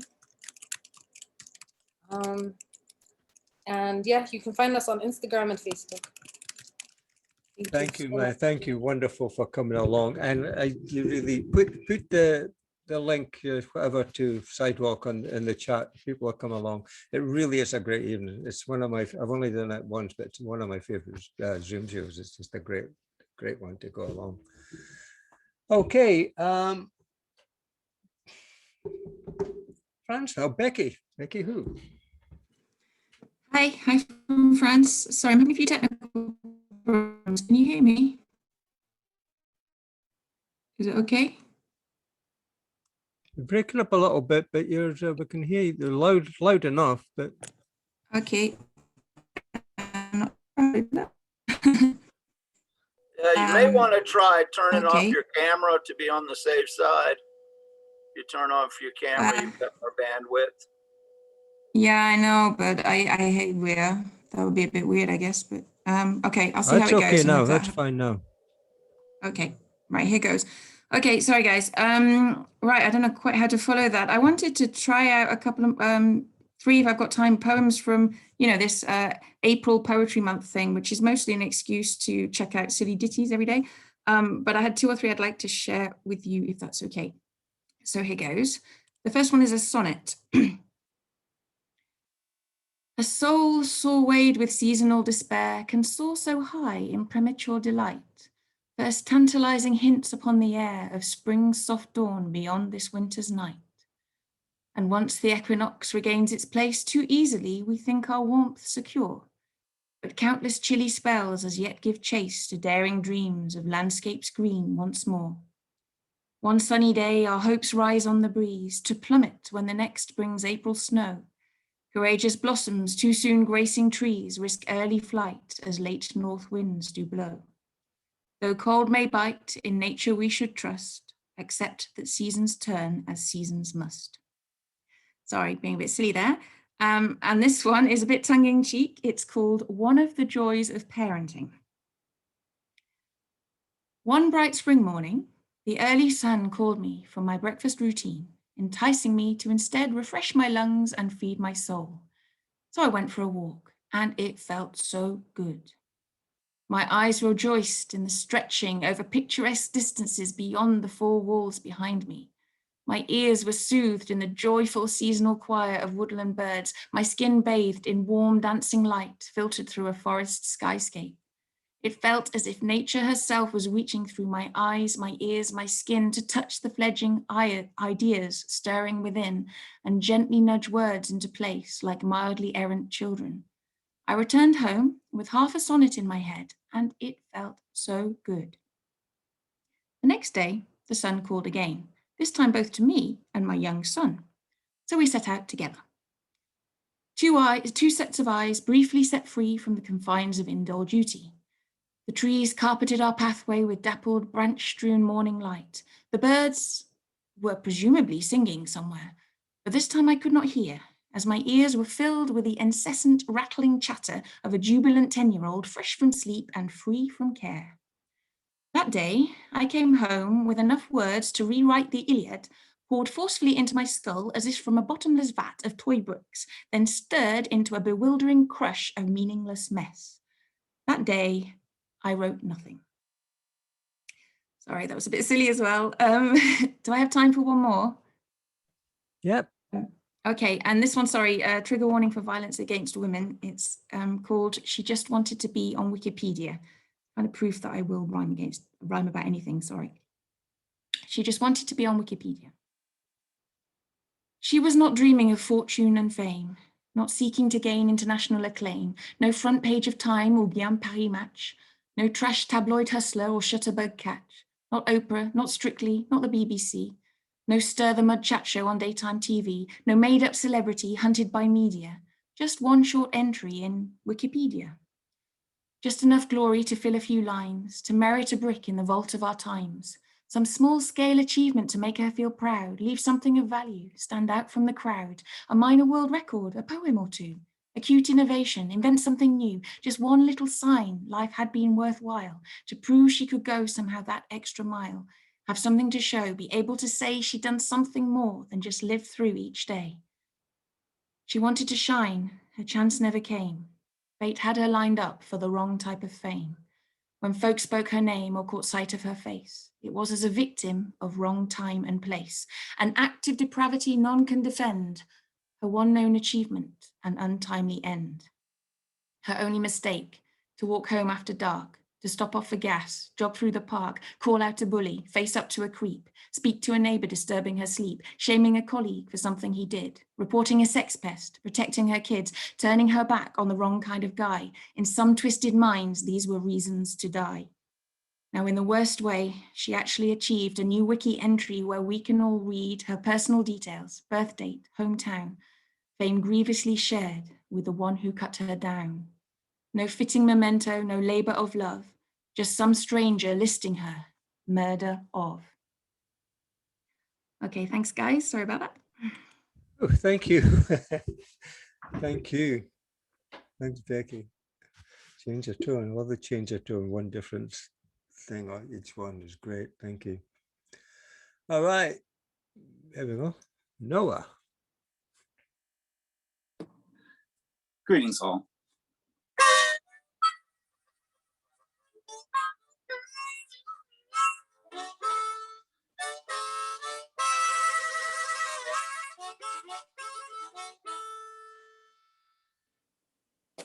Thelonious Monk is a jazz ninja, while Clark Terry is the field marshal, leading the charge. But Monk, oh Monk, with deadly assassin keys, silent in approach and precision timing will slay you down, shot through the heart by a single note of jazz.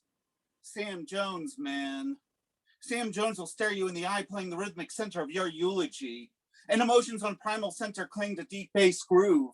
Deep knowing of forgotten while new fall breeze and sun and sun and sun and sun.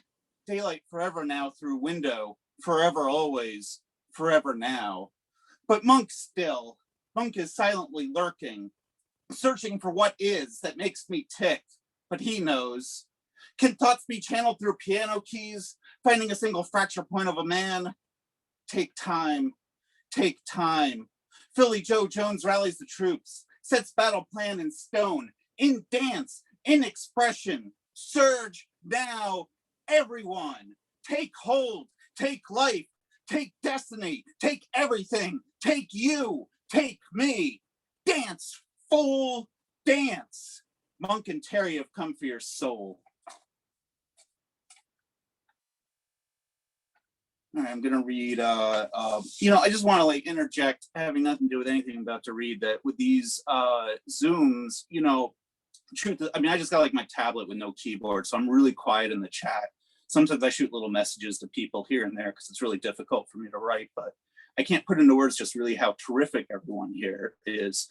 And really at so many of these, the level of talent is gorgeous. And I think one of the most important things is, I've been doing poetry for a while, but the most important thing is everybody comes to these and is listening to each other.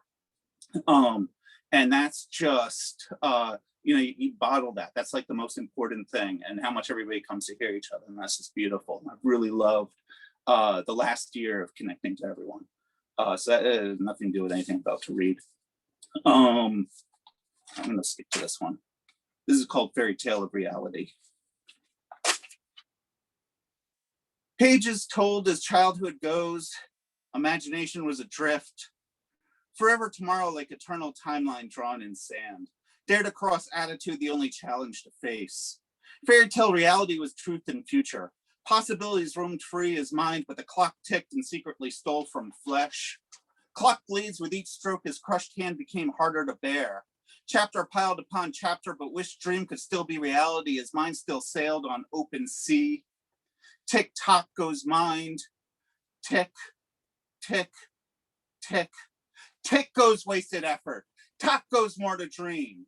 Onward, onward. But the hand on the clock welcomed in new reality. Stronger reality as bled dreams fell from clock.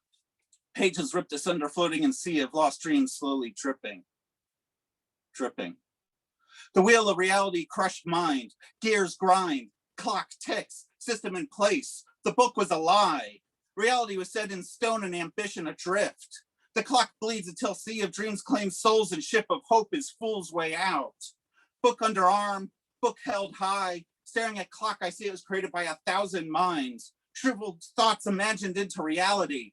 Ticking together, nightmares born to regulate and steal souls to keep mass weathered flesh together.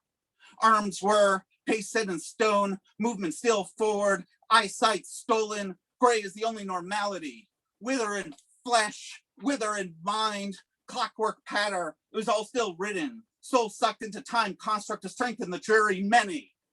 Tick pace, time lags behind and march down road conquering high. A shout is heard. All hands to the ship. Control the wheel, set course, set sail, set mind, set depth, set heels in place. Mutiny your own destiny. Sail on through the clock. Shatter the arms and mire parts until shattered gears stand at odds. The parts lay in waste and tick-tock will not wince. Chapters still pile high, weighing down the sharpened mind creates new weave. Supposed ship adrift is now at helm and book under arm remains guide to dreams. Sail on now with clock in proper places, northern star and sky above and withered mind no longer toll to pay. Sail on, sail on. Thank you all. Yeah. Thank you, Noah. Thank you once again. Jazz, poetry, and everything tonight, man. Wow, what a great night we're having. Okay, let's move on now to another first-time blotter. I don't know why it's taking so long to get on here. Anyway, Catalina, thank you. Oh, hello, everybody. It was wonderful to listen to all of you tonight. And life's gone a bit mad again because, you know, everything's opened. I started seeing friends again out and about and freezing off yesterday after 8 o'clock. It got so cold in Birmingham and I was missing poetry events and all of that because I started work and it's got all a bit crazy again. I've got lots of poems in my head that I haven't written yet. So I'll go with this one that I've written not that long ago, which is a little bit of a social poem. They call us. Back home, they call us bum washers, poop sweepers, servants to Britain's old gits, strawberry pickers. But that isn't what hurts most. What hurts most is that we have become job thieves, benefit scroungers, pickpockets and whores, dogs chained in the back garden to howl in silence at the pressing trucks, melting fake needs into wealth. We need not be seen while we guard the latrines. We never bargained for the shadow of a promise. Still, we found out we're stealing British people's benefits in our dreams. We carry our longing since birth in a land where nothing ever happened as foreseen. No job security if you work hard. A house with 4 chubby-cheeked kids, shattering your afternoon nap with their laughter. No social recognition, holidays at the Black Sea, mountains of chocolates in your cupboard, an attic load of photos from traveling to wonderful foreign places. If you study hard, you will get to the cream. Doctors, lawyers, engineers, professors, waiters for life with a BA degree. Freedom, a hole in our flag, wave over buildings, punctured by bullets, never accounted for. Freedom, a hole in our hearts encased in layer after layer of deceit. Freedom, cold shadows flooding from the west. Freedom, a jar full of tears we can no longer cry. Bottle up for old age, grown in between borders where we keep on walking. Europe's walking dead. Thank you very much. Just a small reference, Romania's flag at the revolution in 1989 had a hole in the middle because they cut out the communist emblem out of there, and that was our revolution flag. Thank you all. Thank you for joining us. Thank you. Wonderful stuff. Okay, from a Romanian in Birmingham to a Bulgarian and Juliana. Thank you so much. Yes, I'm a Bulgarian in Finland, and Catalina, thank you so much for that poem. That really resonated with me. It's a familiar, unpleasant, of course, but you know, it's an important thing to say, and thank you for saying it so well. I appreciate it. I'm going to read a poem first, and my poem first, and then I'm going to jump into a collaboration project. So first thing I'm going to read is a found poem of my own, which I just started doing. So this is the first draft of a found poem that I did, combining sentences that I found on Duolingo. And for those of you that are not familiar, Duolingo is an app which helps you learn languages by translating between your source language and the language you want to learn. I am practicing several languages on there. And some of the sentences that you see are really, really weird. And I started screenshotting them. And this is a list of those in a less than random order. So I hope you enjoy. So this is called Duolingo Delivers Distraction. Is this a zoo here? No, it's a school. Those brown camels are standing together silently. That small white bunny is very dangerous. I will sell you this white cow for 1,000,000 yen. Be careful, there is a moose downtown. Does that crocodile live in Egypt or in Australia? That crocodile is really heavy. The large kangaroo kicks the car. The green owl now speaks the language that the bears and the wizards speak. I do not fear kittens. There was a very funny dinosaur in my dream. This dinosaur didn't dress appropriately. I didn't wash up because an owl was taking a shower in my bathroom. 5 wise hedgehogs are sitting in the middle of a large rock. You will see pretty little green frogs. We get up quickly because the bears are near. This song grooves like a moose. He sat with his butt facing towards me. It did not spark joy. Today as well, I will gaze into the distance and cry, if you want a child, you have to get married. We got divorced because my cat was too cute. The princess is not in this castle. Don't sell your soul to the devil. It is quite warm in hell. I received the weird egg from the girl, a passport to the forest. If you need a fish, the bear can give you one. A table for 2 people and 1 horse, please. She made me eat fried octopus balls. Do you like fried octopus balls? I eat sushi with a fork. Excuse me, I am an apple. The soup is salty because the cook is crying. Salt is a spice. No, no, and no. Your face looks like this potato. This round potato is beautiful. Mr. Blue Sky, why is that small tree dancing? Is the snow speaking Finnish? The moon can hear that the star is singing quietly. Are we human? Thank you very much. I'm just gonna. So thank you for listening to my silliness. So the next poem is a collaboration between myself and my friend Lantern Carrier. It's called The Pool.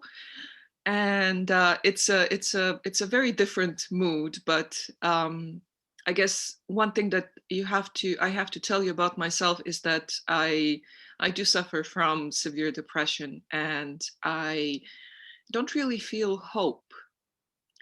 And this is one place that I thought, it made sense to turn to the person who brings hope. And so this is a poem. This is called The Pool. I will just ask Finn not to interrupt in the middle and just to let Lantern continue into the poem so that you can hear the whole thing, if that's okay. I see Finn nodding. I'm hoping that means yes. Okay, this is called The Pool. Counting sand with the soles of my feet, I stumble and fall into the air, into the fractured balance as my fingers fine and draw thick brown forest soil, breathing, giving, watering. I pour my tired soul out and follow its flickering, fairy fire dancing and lamenting through the trees and branches, amid streams and sunlight humming an ocarina tune, hugging the sadness away. In the middle of the clearing ahead, just above the ground, hangs a giant emerald liquid glistening drop of, wait, huh? What? How does it do that? Is that water? Is there no gravity there? How is it suspended all the way up? Is it possible to breathe inside? Or can only fish survive, but then how do they swim? I walk around it, but my mind does not. It is stuck in one-dimensional disbelief. I think this is hope. I've seen it. I've heard about it. I know it exists. I can see it right in front of me, and yet I don't get it. To me, it's just magic, and just like magic, vacuum, 0G, it is hard to grasp and imagine, and yet right there. I remember the darkness, eons of an abysmal abyss, piercing my wounds like thorns, creating a veil of sorrows. Now a rose, I have survived the strong winds and angry earth, taking root strong enough to survive any tornado. A light crosses my shadow and I see a phoenix soaring in the firmament, burning a path in the perennial galaxy so intense that my soul becomes transfixed. Transformed, I gaze at the luminosity of heaven, the nebulae, Orion, the shooting stars. The moon looks so beautiful. This is where Sage Vashishtha's wife resides, this incandescent star of bewildering beauty. Now at nights, many brides and grooms pay homage to her towering holiness in order to have a progressive marriage. I once said to my mother, "Mommy, mommy, what is that there in the sky?" "The moon," she smiled. "The moon? I want to go to the sky and play with it." "You don't have to go to the sky, my darling. One day the moon itself will come to you." She smiled again. So now I soar on the seeds of my mother's vision, leaving my mortal coil behind, not too dissimilar from a suspended pool. Only I'm a soulbird, not a fish, and the hope seeds of the eternal grant me feathers so I can fly. Now I have no need for counting sand. The effulgent dazzle of souls beneath me is too powerful to hold my gaze like the temple of the sun. I reach out to Jannah as the nightingales sing, my heart shedding the tears of ceaseless love. I am an eternal journey. When the light of dawn awakes, when the sunlight catches the soul on the Elysian lap of paradise, I pray my words echo in your core, my spirit whispers in the magna of your being. I am right here, have walked only through the sunrise to a realm that heaven has made ready for my respite. Yet my grandeur enchants, like the scent of redolent roses, my laughter resonates in the hills and valleys afar. The throne of the beloved beckons and I must go, yet it's no farewell, but an awakening to the glories of Jerusalem. How can the sun not set when the day is waning? How will the willow waltz without the breeze? We are together as breath in breath, the sound of silence in the midst of sleep, the soaring eagle which will never dream that it can fly without feathers. Again, is its flight possible without the lapis lazuli of the perennial heavens? Love flies like the phoenix, a shimmering fire of longing, patient like the sunset, knowing that each day will pass. The quintessence of spirit is like daybreak, a light, a nameless emptiness which permeates all things, filling them up with the tower of Jannah. Where am I not? The ray that dances in the horizon manifests itself in the cuteness of a child's smile. So too you'll see my face, hear my songs in the morning's dew, feel my essence in the old photographs of pleasant memories. Didn't I agonize in the Garden of Gethsemane? Yet I rose again from an old rugged cross, ascended the darkness even as Orion merged with the twinkle in your heart. The decay in my sepulchre is not the end of this life, for I am an eternal journey. Have I got one more? Can I do one more? Of course, of course. The womb is the place where the light enters you, says Rumi. And the toil with today's dark ghouls and shadows is most certainly a precursor for tomorrow's illustrious dawn. Each strife is a building block that the supreme architect constructs with love as the cement that holds it all together, so that eventually you will become a most beautiful palace, a Taj Mahal of grandeur. Do not grieve, my fallen angels, neither should you be afraid. Joseph was thrown into a well of suffering, but rose again to glory in his Father's kingdom. It is the nature of life to give us challenges, yet it's in falling that we rise to a greater victory. Night is not truly black, but only a dim-lit lantern, just as the abyss is but a candle for the effulgence of the moon to come. Many fears are born out of loneliness and insecurity, a desire to love and be loved, to have, to take control. Yet we are free. and adversity is only a veil for the resplendent light of heaven. Have you ever seen the weaver's unfinished work of clay? Lost in the laws of struggle, it looks like messy chocolates. Yet when it is complete, it's transformed into a most beautiful vase. Rain saturates the earth, which becomes mud. Yet this same soil is nurtured by the sanctity of sunlight, producing food, sunflowers, orchids, and other flowers of the most radiant beauty. The pain of the hammer and anvil is only a necessary flame to burn our impediments into an ascending love. The woodman's axe appears merciless when the oak is severed from its roots, yet it is only for a season until new roots spring up in summer. The challenge of the cross appears as a benchmark for modern living. We rise and fall and rise as Mother Gaia envelops us with challenges. Yet like an excellent play in life, doesn't the actor throw off the worn out robes, adorning himself in new raiments as the tale unfolds? The next time you sink in a valley of tears, the next time your eyes are covered with mist, see only the agony of despair, do not give up. Instead, reach out to the healing rays of the invisible, in whose compassionate heart lies a merciful handkerchief, longing to dry its sacred drop. Do not grieve, my sweet, sweet angels, for your wounds are only the place where the light enters you. Your scars are like passing clouds before the unfolding rays of the light of the unspoken. Lantern Carrier, thank you. Whoa, thank you, thank you. That was Thank you. wonderful, as usual. And what a great collaboration. You know, I'm a sucker for collaborations anyway, but that was just, that was awesome. Thank you, Juliana. Thank you, Lantern Carrier. Wonderful. Thank you, thank you. All right, we carry on. Greg Slade.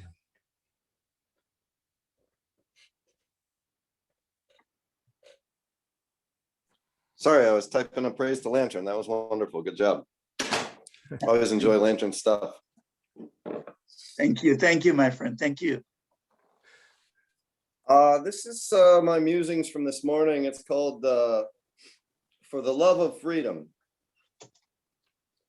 It's a fun one. Bear with me. It's just everybody relax. It's a touchy topic, I think, maybe. It'll come together. Don't lose it in the beginning. For the love of freedom. Everyone knows the earth is round, but nobody knows why that is. Ask someone to prove it to you and see what reactions you get. Sure, you can find some percentage of the time those who would even deny it, claiming to know it's actually some kind of flat plane suspended in ether, but it's turtles all the way down from there, and they don't really know why they think that is either. The only ones who could prove to me never actually appeared to me, but I knew they do exist. If you can prove to me that the earth is round, I'd guess you're some kind of scientist. If you simply know, but don't know why you know, you might ask yourself why that is.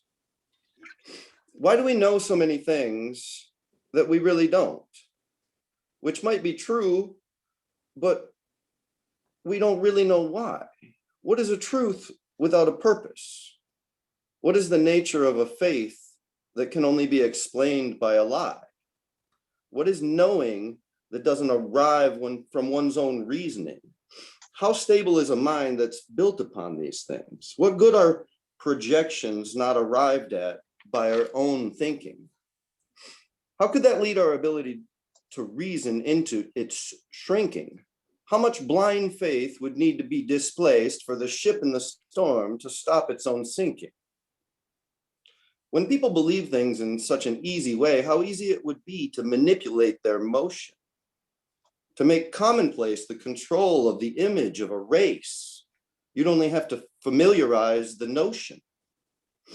Suggested over time, coddled by the unthinking mind, even a false thing can come to be believed in with such an intense emotion that even to question that fact, as I mentioned, just note the way they react when you ask someone to prove what they think.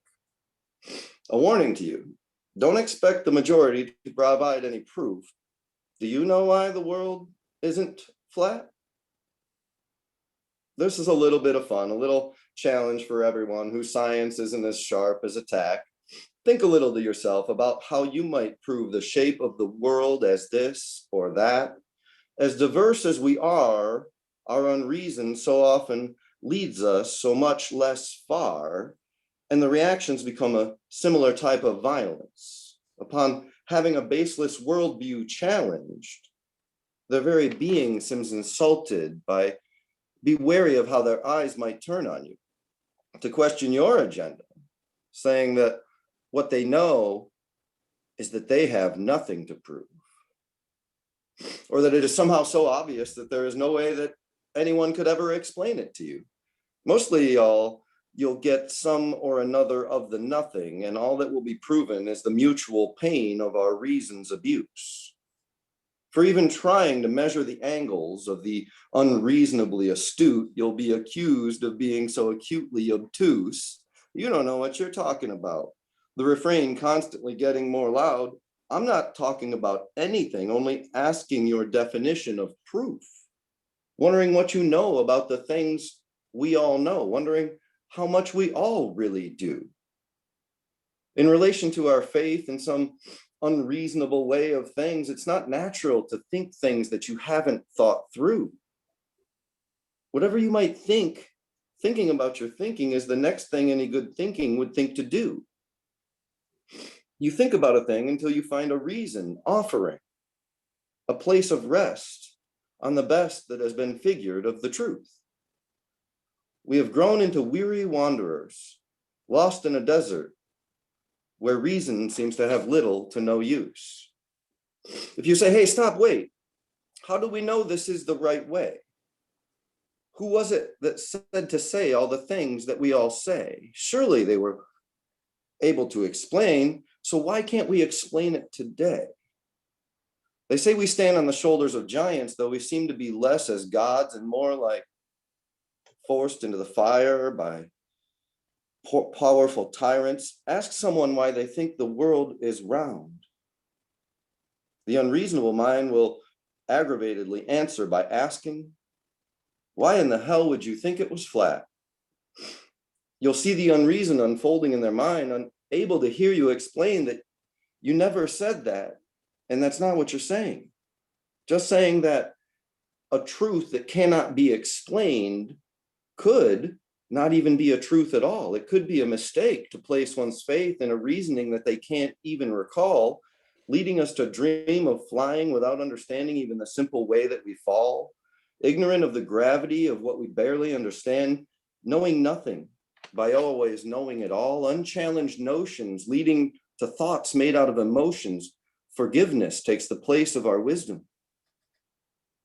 Forgiven for being unthinking, forgiven for being unknowing, forgiven for any unfeeling thing that we do, forgiven for believing in thoughts with no clear meaning, forgiven for forgetting what all the great minds have known, forgetting not the prizes that the seed of their wisdom has shown, fighting over the grain, but saving no seed of our own. No one can give anyone any wisdom when it comes to have so little value, and we all have so much of our very own. I wonder of all the thoughts that are given us, which we have not in the vineyard of our own reasoning grown. I have no need to bite at the hand. I do all my thinking at home. These artificial things people think seem unique, but when asked how to make it, they grow defensive as they clearly don't really know.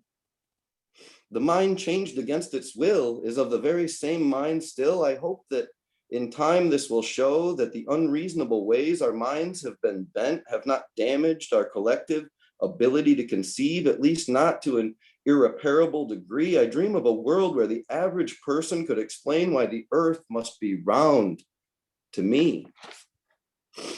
You don't have to be as wise as Eratosthenes to be able to explain what he taught when he helped us see, but not to know how a thought even came to be breaks the chain of the wisdom's legacy, leading to the pain of a mind full of dependency, saying what you see is whatever all the other better men did see. The birth of rights divided from their responsibility, the birth of reason in opposition to rationality, the birth of faith in race and nationality, the birth of a falsehood being taken as a reality to jump from the giants beneath our feet. The unreasonable age has breached the gate. No reason for their love or their hate. They are the God when they say God is great. No way to explain how they became the better race, though it is spoken in the millions of unreasonable ways. A people who can see the earth in any shape. The difference doesn't matter. They follow what's the same. Memorizing some of the lines of old, what's his name, so far from the reason it's so nearly insane, so far from sacred decency and so obliquely profane that an unfounded faith that you follow, my friend. I'm pointing out the truth about how much we pretend to understand the things that we think when we are not the ones who has been thinking them. Empty are the cups, but we just keep on drinking them. If you think the earth is flat, you can't believe then in the sun. If you're thinking it is round is not based on your own reasonable understanding, if the reason you think is the reason really leaves some reasonable doubt withstanding, you may as well be saying it's flat. To be right by mistake is not a glorious thing. I mean, I'll take it, don't get me wrong. It's actually better to truly stand on those giant shoulders to keep them firmly beneath your feet, not to lose sight of the past, of the future before us until we know what we think instead of thinking what we know. And it will be freedom and not opposition that so adores us. Whew. Sorry, it was a little long, but I had to get it out. No problem, man. Cheers. Thank you, Craig. Thank you. Thank you. Wonderful. I'm running doing errands, so sorry for being off video. I know it's kind of annoying, but I'm running around doing stuff. I thought it'd be distracting to see it. Oh, that's all right, you know. That's what it's about. All right, moving on. Generalissimo. First, I want to know if Slade gives free lobotomies with that poem. My brain hurt.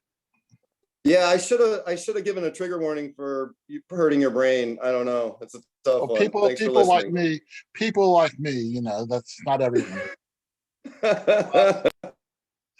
But it was wonderful, and everyone's been wonderful tonight. And I just want to say one thing: if you haven't had a chance to see Henry Jones's art, Henry should put a link somewhere in the chat about how to view his art, because his art gives you more insight into his poetry and the textures of the words that he writes.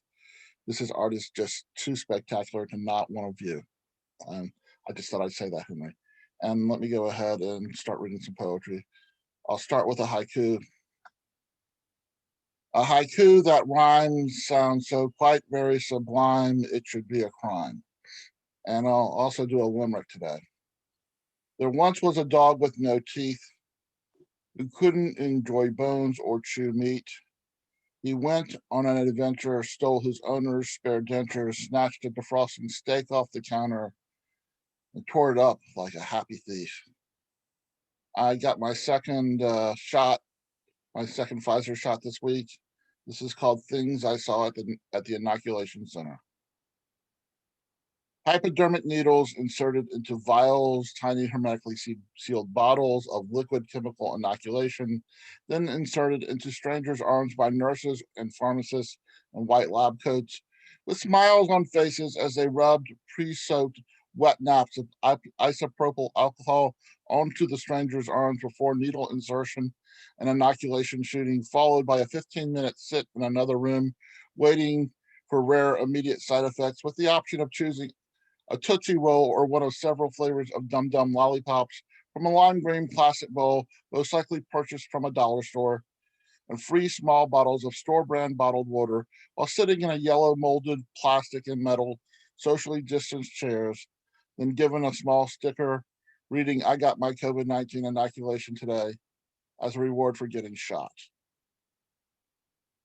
This is called "Worth Its Weight in Porcelain." The antique French porcelain bowl sat on the mantle of the stone fireplace. A small daylight LED track light aimed at it gave it an ethereal glow. It was thin and delicate, not quite translucent, but the small tulips that were stamped into it allowed light to travel through. It looked as if you squeeze it with your thumb and forefinger, it might break. It was a housewarming gift from Zach and Zelda for Zach's brother and his wife, Max and Martina. On its bottom was etched PLK 1903. The house was built in 1903. On the third Sunday of every month, Max and Martina hosted Zach and Zelda for supper. Martina often found a way to belittle Max. She would apologize for things her husband said that weren't wrong or offensive, and would talk to him in a demeaning, fake, monotone voice.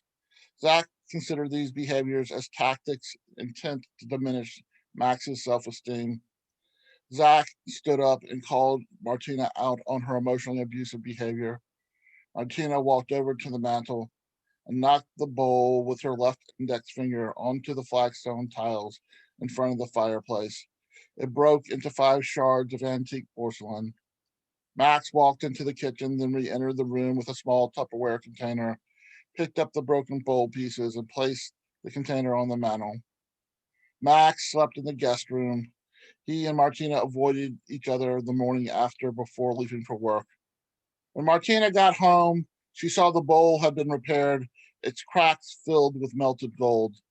She thought how romantic a gesture this was and how lucky she was to have such a thoughtful husband. She walked into the kitchen to find Max sitting at the table, his left hand minus a wedding ring, setting atop a not so thin manila envelope. And finally, this is called To Wrap or Not to Wrap. Hope. Are you a perennial flower propagated from seed blown an unknown distance by wind and lodged into soil, germinating from wet of rain and warmth of sun, sprouting from ground into existence, climbing into atmosphere to breathe sweet oxygen, maybe a few inches tall, maybe several feet. Maybe you will climb a trellis or wrap yourself around an ancient tree. Leaves will sprout from your stalk. Buds will appear. Flowers will happen. They might produce nectar to feed honeybees and hummingbirds. They might open wide and grow berries or eggplant or tomatoes. They might produce perfume aroma. They might be picked or pruned for the purpose of romance. You might wilt after flowers and fruit happen, to produce seed to be spread by wind or simply dropped. Your roots may lie dormant in winter for you to spring forward each next spring, more resilient than before. Thank you very much. Thank you, Brian. Thank you. Another great spot there from you. Thank you.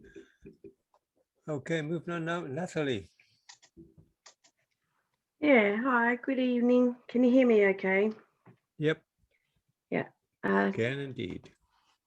Just checking because I speak quite quietly when my kids are asleep. I don't want to wake them up. So I might whisper instead of shout. It'll be a reverse shouting. But yeah, some epic pieces tonight. And I'm going to deliver a piece that I have delivered before in another open mic in another land, but taking some advice from my son tonight. I'm not going to apologize for anything. I'm feeling this piece tonight. I miss my country, and as it was Earth Day the other day, this is relevant. It's called My Country is Burning. Ochre shapes on the rock face, ancient rites where petroglyphs sigh that I see footsteps trace. sprayed in paint bearing the old ways. Creation recorded, wisdom's carved, first people, spiritual guide, stories told across the skies, rites, ceremony, wisdom, initiate. Scratched fossils cracked wide open, I find none digging for my survival. I'm struggling to retain the ground I walk on, but the sand is forgiving and molds to me. Eucalypt sweats from the leaves and I'm drunk on the unbearable heat.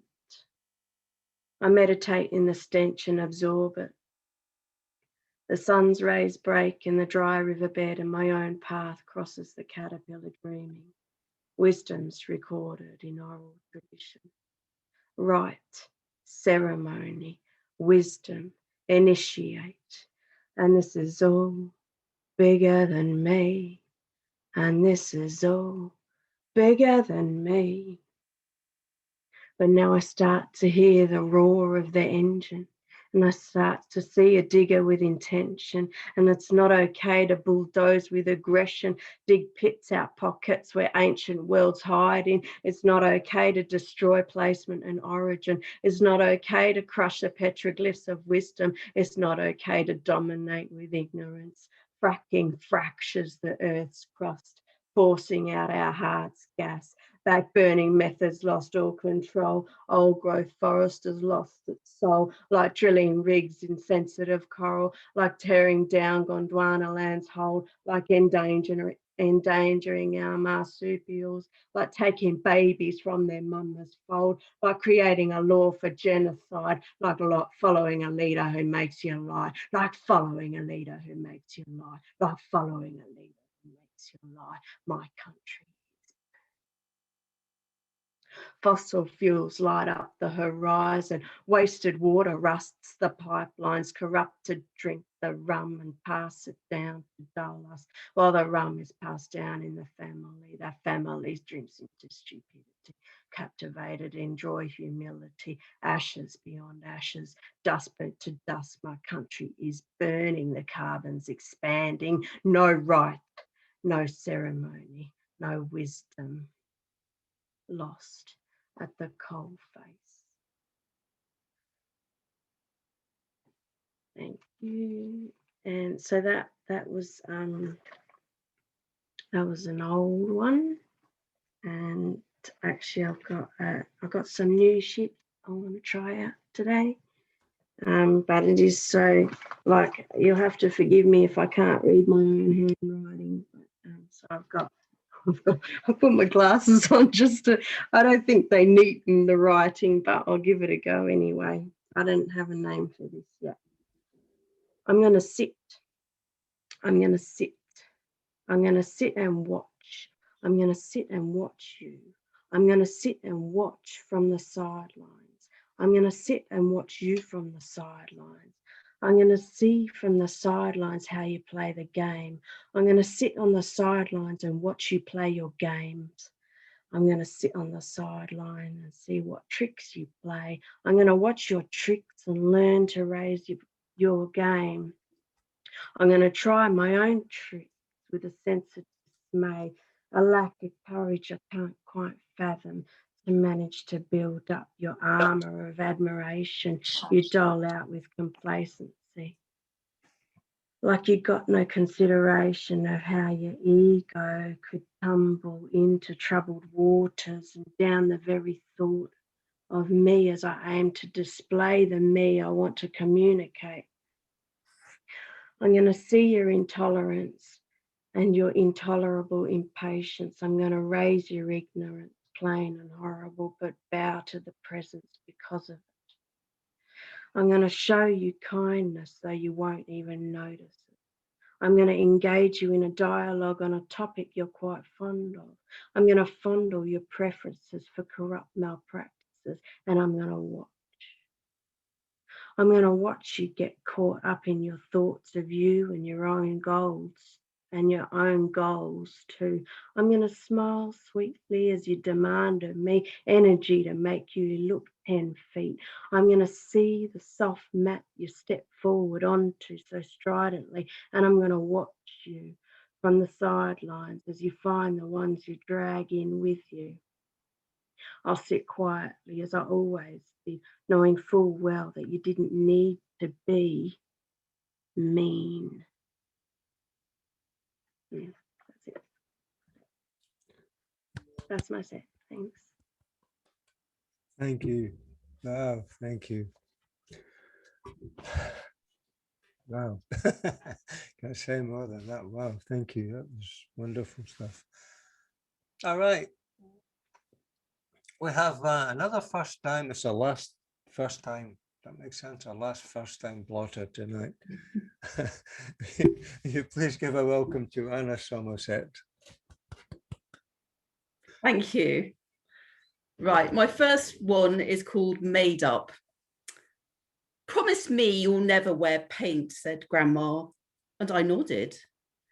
Maybe there were dark histories of war paint gone wrong amongst her 12 siblings. But the rot had already set in. I was 11 and had already fallen for the gaudy charms of Woolworth's makeup counter. Rimmel, silver blue eyeliner, enough to replicate a black eye between the 12-inch singles and the sickly temptations of the pick and mix, where every bite meant progress towards your next filling. My sister promised readily and sincerely, and for a couple of years, she, braced and pebble-glassed, was true to her word. But Debbie Harry sang Heart of Glass, and the siren call of Woolworths could not be resisted. Parallel Lines, our first album, a pooled purchase. And after the dancing, lip gloss, scarlet blusher, pink eyeshadow, but faces scrubbed clean for Grandma. Right. My next poem is called Mendax, Splendide Mendax. Mendax found his calling at the age of 16. It was wanking. After all, he was a teen. With wank, worms against nuclear killers, he burrowed deep into the Pentagon. Maybe an understandable teenage aspiration to avert Armageddon. Chin hair still wispy. This man was a hacker. From a rackety theatrical background, certainly no slacker. His first computer was a Commodore 64. He quickly was center stage in hacking legend and lore. Before too long, the beans were being spilt, beans without end, from the biggest tin built. His middle name, Icarus. The firmament he ascended. The world applauded greatly, and he was widely garlanded. Rolling Stone's rock star of the year for 2010. Odd, because this white-haired alien was not one of the world's most relatable men. His ego was enormous and personality Marmite on steroids. His investigations went down with the establishment like septic hemorrhoids. The dirt was being dished like there was no tomorrow, and other allies joined Wiki with hope to quell wars and sorrow. What was emerging was a picture viler than our mares. Light them all up, shouted from Apache helicopters. 2 Reuters journalists vaporized in New Baghdad amongst a number of civilians, particularly murky footage amongst many more millions. Was Cablegate his Watergate? There was a turning of the tide, and a previously fawning press suddenly joined the other side. Charges emerged from Sweden, which eventually went away, but frightened Mendax took refuge in the Ecuadorian embassy. 7 long years he held court in Mayfair, and then the police came calling to take him somewhere safer. Every war in the past 50 years is a result of media lies. Sedition is unforgivable and led to his societal demise. mingled with the great and good, admired by Baywatch babes. Belmarsh is his current home after relentless crusades. Interred as a young man, he is now visibly fragile, threatened with 175 years imprisonment. He is no longer as mentally agile.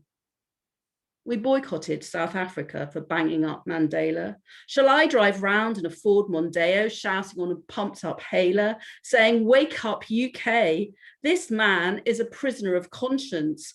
Our condemnation of injustices abroad are spouted in abundance," now referred to in print as a high-tech terrorist. Spooks have told him that he's fucked, and there is an end to it. Every time we witness an injustice and do not act, we train our character to be passive. We lose all ability to defend ourselves and those we love. His words are massive. If justice is a real thing, shouldn't we all follow through and free a freedom seeker before the bad guys bang up you?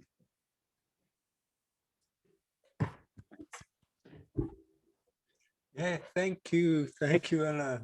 Thank you, and welcome. Thank you. To the world of Blot. Thank you so much. Now officially a blotter. I blotted my copybook. Okay, thank you. We're going to move. We support act to the Oscars tonight. So Kelly Van Nelson, thank you. Hello, how are you, Finn? It is Oscars, so I'm going to do, I might do a little shorty from Punch and Judy. So this is, if Finn didn't mention it earlier, this book is getting given in the Oscar swag bag to the nominees today, which is kind of a little bit strange, but there you go. Poetry on the red carpet. Yeah, so this is an old one from that. It's a short one and it's called Mummified. I wanted us to last forever, to leave our mark in history as the inevitable couple who never crumbled.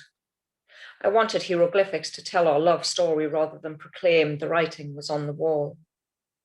I wanted us to be preserved, our relationship mummified, but it unraveled when I needed the bandages to soak up the blood of my wounds. I wanted us to be forgotten, for our ruins to be buried so deep underground no archaeologist could ever dig up evidence of the mess we created.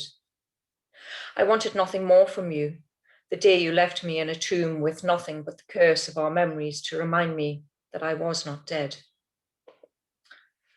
That's that one.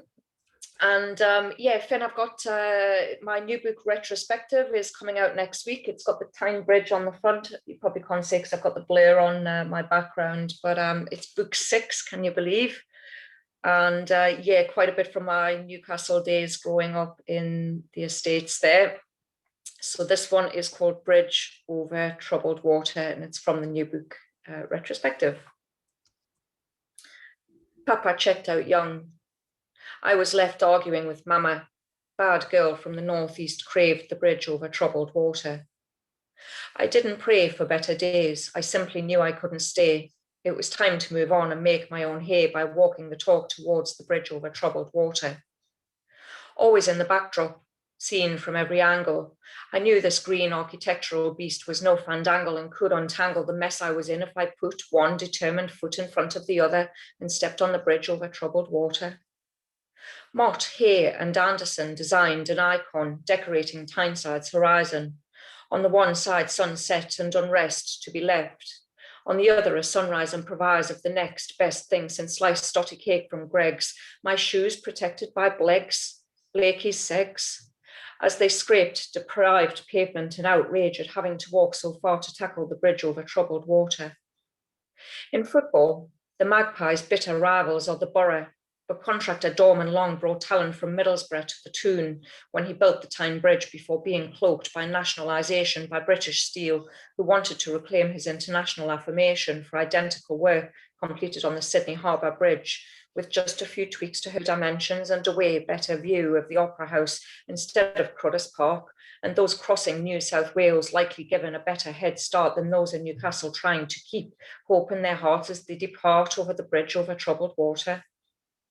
In the beginning, Newcastle upon Tyne was all that I knew until the wind blew in new ideas and I had to park all my fears and shake off the dance trance to take a stance and grab the chance to advance and enhance my skills to realise my full potential outside the council rental on the estate where I used to skate on thin ice every day trying to make my way to the bridge over troubled water.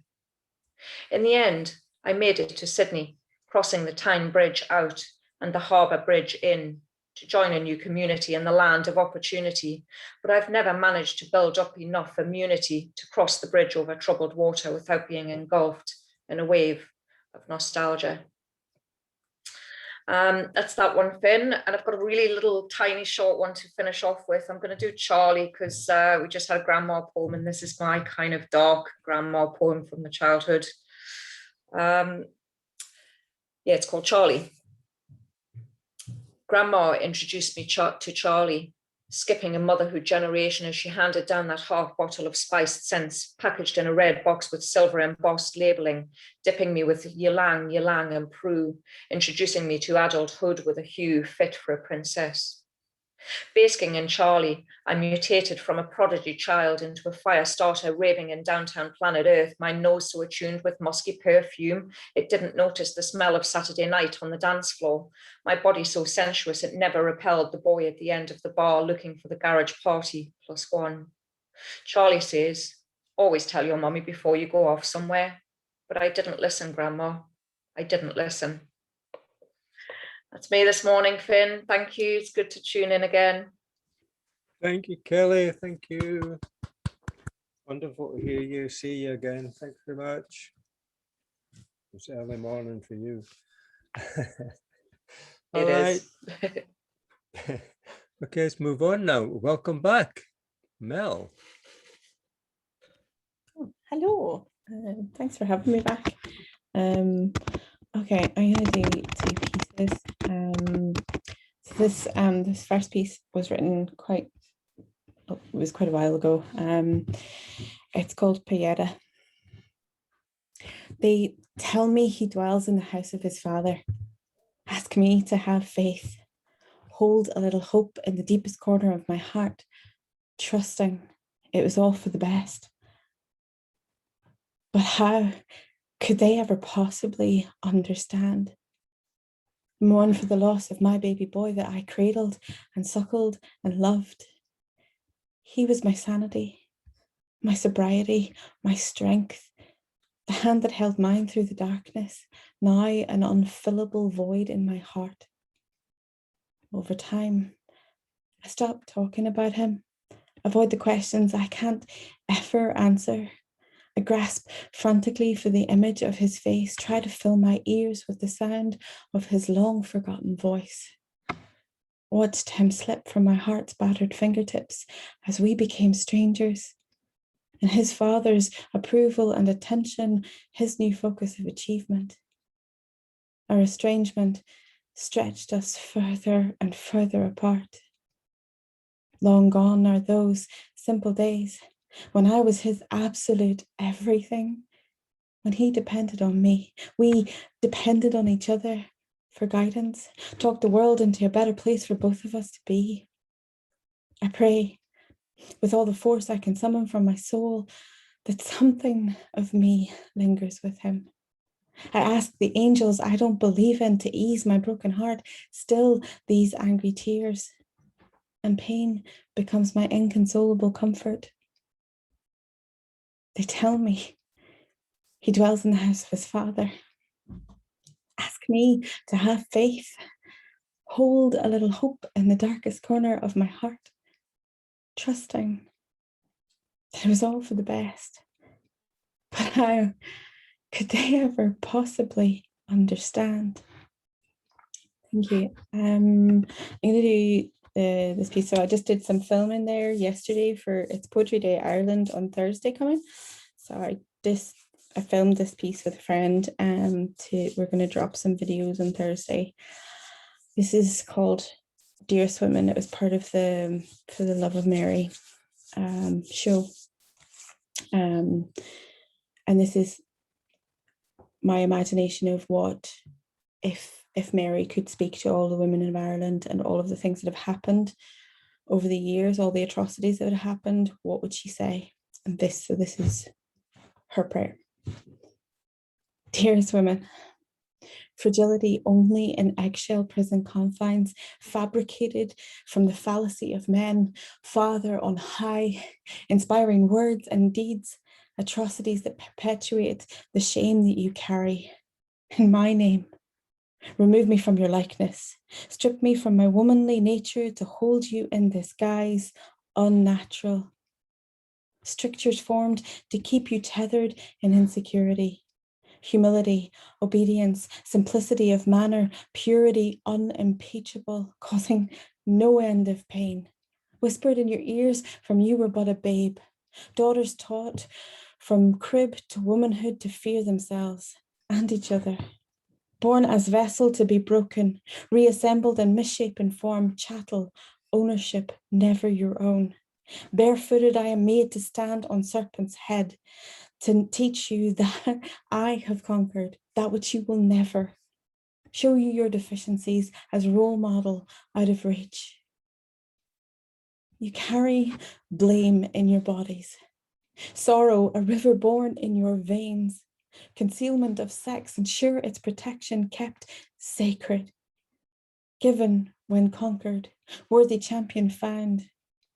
You carry the fault of female nature. Our likeness only in purposeful motherhood, creator, engineer, nurturing bodyguard, biology punished as you beg for forgiveness in fulfillment of your designated role, purified through prayers of onlookers. You have wept for your sisters taken, made to walk in penance for crimes against their prescribed virtue. Babies torn from their arms and sold or malnourished, discarded in disgrace.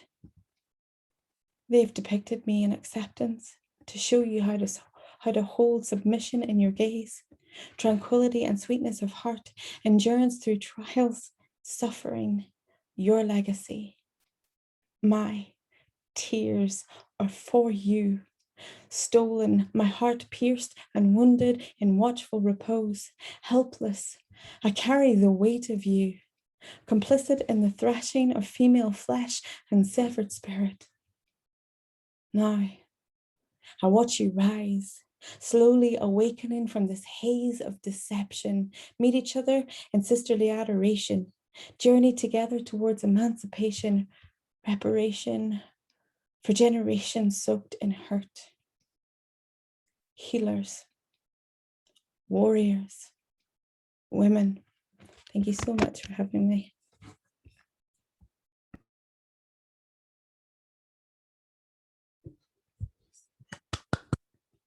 Thank you, Mel. Thank you. Wow.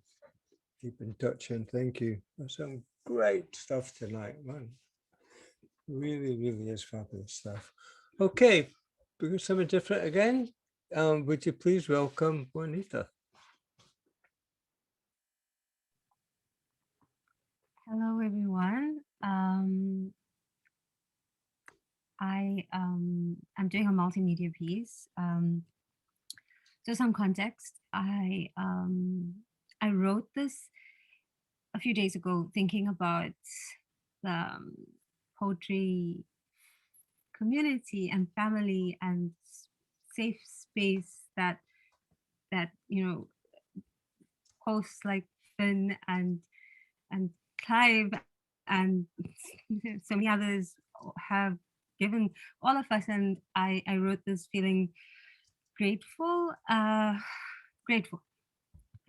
this space, because I feel since joining open mics from the end of January, I've been able to share art that I've been creating for a long time, yet have not been comfortable to share before. So yeah.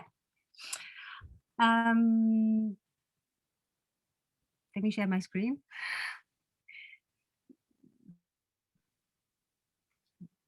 You should be able to. Yes, I'm doing it. Thank you. I think, yeah, you should see that now. Okay.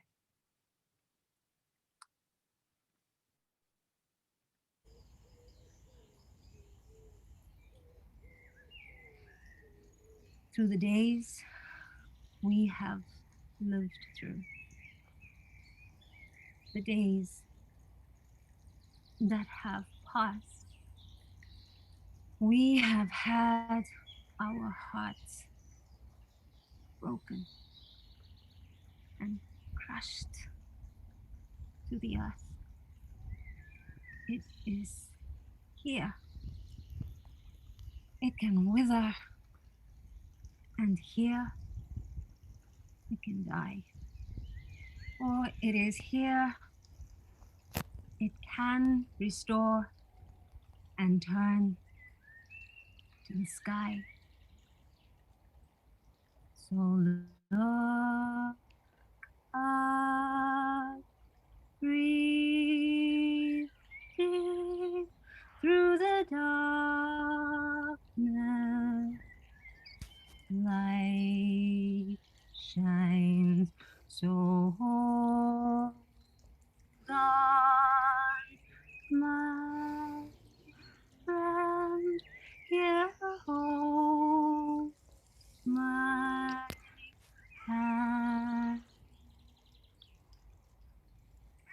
And on the days we are dying, when the pain feels too much, we can let our limbs fall down and be held by the earth. It is here we can struggle, and here we can break. Or it is here we are nourished to be held up again. So look up, breathe deep through the darkness. Light shines, so hold on, my friend, here hold my hand. Please hold on when you fall, and know the earth will heed your call. Please hold on when you fall, and know the earth will heed your call. Please hold on when you fall, and know the earth will heed your call. Please hold on when you fall, and know the earth will heed your call.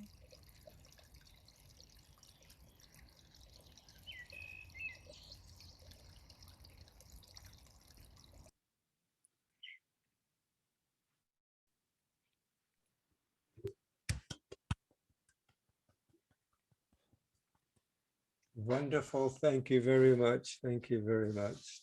That was just fantastic. Thank you. That was great. Wow. But we're having, this is our last headline feature for a while. We'll be, next couple of shows in May is going to be totally open mic. But when we're back in June at some point, I haven't got the date yet, when there's going to be the feature poet at that one. So that's going to be something to look forward to. All right. It's a couple more to go, but we're gonna squeeze in one more just now. So, Kev Bamboo, take it away. Cheers, Finn. Thanks for squeezing us in. It's just a little short one, really, tonight. Been kind of focusing on the podcast, which Juanita was our recent guest in, so she appears on the latest episode as well. So, shameless plug. But if you wanna check that out, then definitely do so for a bit more of Juanita. So yeah, little one for me here. I wrote this whilst I was watching, to be fair, so it might not be that great, but we'll give it a bash. So there we go. It's called. It's just a limerick. It's called Kayak, and here we go. So there once was an inhabitant of Kayak who wandered villages and towns there and back, but he couldn't get enough as he dragged from it. As he was dragged. I'm doing that again. You just made me laugh. Hang on. Okay, let's go again. Right. There once was an inhabitant of Kayak who wandered villages and towns there and back, but he couldn't get enough as he was dragged from Macduff, and the locals thought the addiction was crack. That's it. That's me done. I hope you like that, Finn. Cheers. My village is called Newport Sligo, but it's actually the local name's Kayak as well. So cheers. All right. Yeah, just squeezing that one in there, mate. Worth squeezing in. Thank you. No All right. problem. Thanks. Not quite. The Queen is dead. Long live Clive Osman. Hello. Oh, okay. Right. This is not a joke, by the way. I'll keep, my internet keeps crashing, and I did sort of freeze for a second there. So hopefully it'll last. Right. This is new. Some of you will have heard it. I did it in Nashville yesterday, so some of you will have heard it. But for those who didn't, this is another one of those that requires an impression that I can't do. So you're going to have to imagine that I am this person. It'll soon become clear who this person is, and you might sort of gather my feelings towards them as we go along. So this is a party political broadcast by the leader of the Labour Party, recorded just after taking a strong dose of sodium thiopental, also known as the truth drug.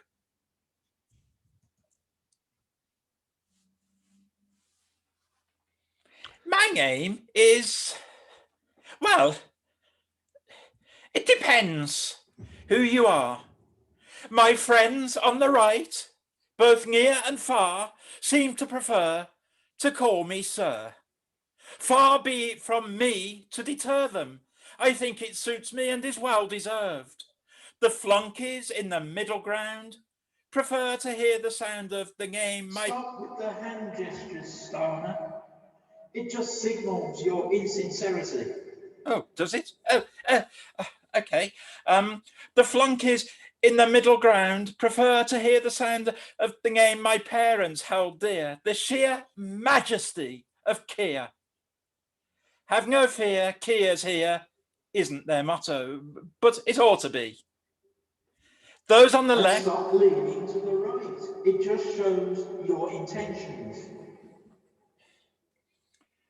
Those on the left, the socialists, the Trots, the Marxists who have not a jot of sense, scum who voted for Corbyn and now face their karma, well, I imagined they would call me Starmer. But apparently the right little charmers have the effrontery to go around the country accusing me of Jeremy Huntery, and they think this is an insult to me. Fools. What is my approach to my role? What values do I extol now I have control of the party that found itself in a hole after that Corbyn McDonnell rigmarole? Well, whenever I'm facing a problem or two, I simply ask, what would Jeremy do? And then remember, I'm a Tory stooge, Tony Blair without the schmooze, and make sure Conservatives can never lose. Oops, did I say that out loud? Oh well, I'm a Tory and proud. If I disagree with them when it comes to a vote, I don't want to rock the boat, so I order my minions to abstain, to refrain from the job of opposition and sit on the fence in a neutral position. I personally stand on the fence because it feels so harsh to sit down with Boris's hand up my arse. Who actually wants a fairer society for leaders to pay for impropriety? A fair deal for Palestine? Not me. Oh, I feel strange. Christ almighty. A bit sleepy, nighty-nighty. Look at me. My rosette may be red, but you don't know what goes on in my head. Oh, you do now. What have I said? Give your vote to the Tory in red.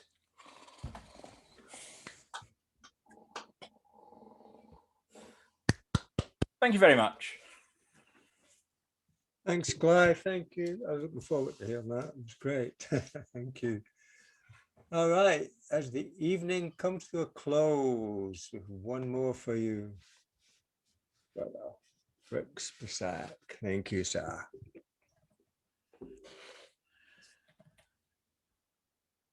Thank you. Hello, it's an honor to join you all. I have two little pieces for you. One is a part of my COVID series. It's called Hey Neighbor. And the other one you'll see in a moment. Hey neighbor, when we dress to sally forth, we'll wear the masks and gloves, of course. Googles for your pretty eyes and earmuffs. Do we our oral portals hide? Our outfit fits from heel to tail, just to be sure we cover it all. We can't breathe Corona's aromas store the provend of men and women more. And when we adventure out in all timidity, out to the stores in our vicinity, that our larders might hold more than damaging spores and jars galore, we scrub the stuff upon its arrival, since we're all occupied with our survival. We observe such gallantry, an area of 16 feet exemplary, like isolated charges held in the penitentiary. Do we our neighbors so avoid, no stepping on toes or bumping heels in join? And we few in our shopping are employed, barely whispered greetings, eyes averted, scant enjoyed, all so remoted as we our petty burdens toted, our pleasures plundered, from social graces split. We can't even enjoy an outdoor sitting shift with some chum of bygone days to rest, when in our every amusement we are now betrayed, no jest, no zest, in hallowed gallows pressed. If a visiting neighbor beckons, the viral potential now is reckoned. A shouted greeting across the yard, cause breathing closer now is barred.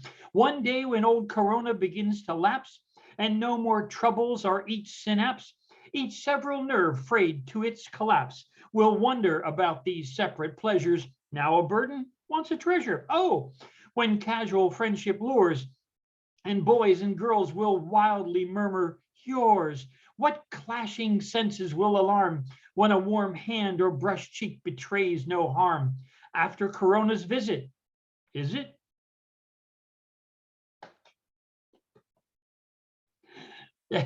And one more, a small tribute to my fellow poets. When we bring our hearts out to share, when we dare to share those inner thoughts, that is a wonderful, marvelous thing. So this is called These Brave Poets with Their Torches Bright. That poetry and poets' cure is beyond denial. That poets weave powerful magic none may deny, save fools, hobbled and humbled to simple prose. That poets examine, tender, subtle, hardest truth shows. Deny you, not a lover, that poetry dances when the world can scarcely limp. Doubt not, look to the dance floor with its swirling mists and lovers gracing floors. That poetry remembers home and heart. Ask not to save of daughter's dream and son's early step. That poetry stirs love of home. Remember thy father's knee, thy mother's caress. These poets fly and dance, whisper and shout, and face down the future. Bravely tell the truth. I salute these brave, inspired poets. these dancers of language. Woo! We salute you back too. Thank you. Well, it's just been another incredible 4 hours. Great way to spend a Sunday night. It's just been wonderful. I'm actually, before we go, I'm actually going to read one more because the other, I think last week, I think it was when I was on a Zoom, I got a message that one of my artist friends passed away. She died of cancer. She's been fighting cancer for a while and still creating. She was a painter, a writer. She walked, she was just a wonderful, wonderful woman that I collaborated with some poems and such in a project she works on. And I got to read this little poem that I wrote for her when I heard it. Her name's Alison and she lived in Johnshaven. So she's Alison, Queen of Johnshaven. She walked backwards up the Apostle's Nose, told tales of Spain and friends and lovers found, of pebbles and passports, migas and magic, mystery and meadows, worldwide webs and treasure. She painted bright and colourful, memorable scenes, encouraging and accepting the Johnshaven Queen. Her daughter just got engaged to. Her family was anything and everything, her happiness so clear. Miles left alone now in the cottage by the sea. Alison, so special, a very good friend indeed, painting the world so brightly, and I treasure the drawing of me. And that's what you can see behind me. She painted the truth out of me. So thank you. Thank you. Thank you all for joining. Thank you for coming. Thank you for those that popped in and popped out and stayed the whole 4 hours. And it's been wonderful. I love this space and I love you all. And we'll see as many as we can in 2 weeks' time. Thank you.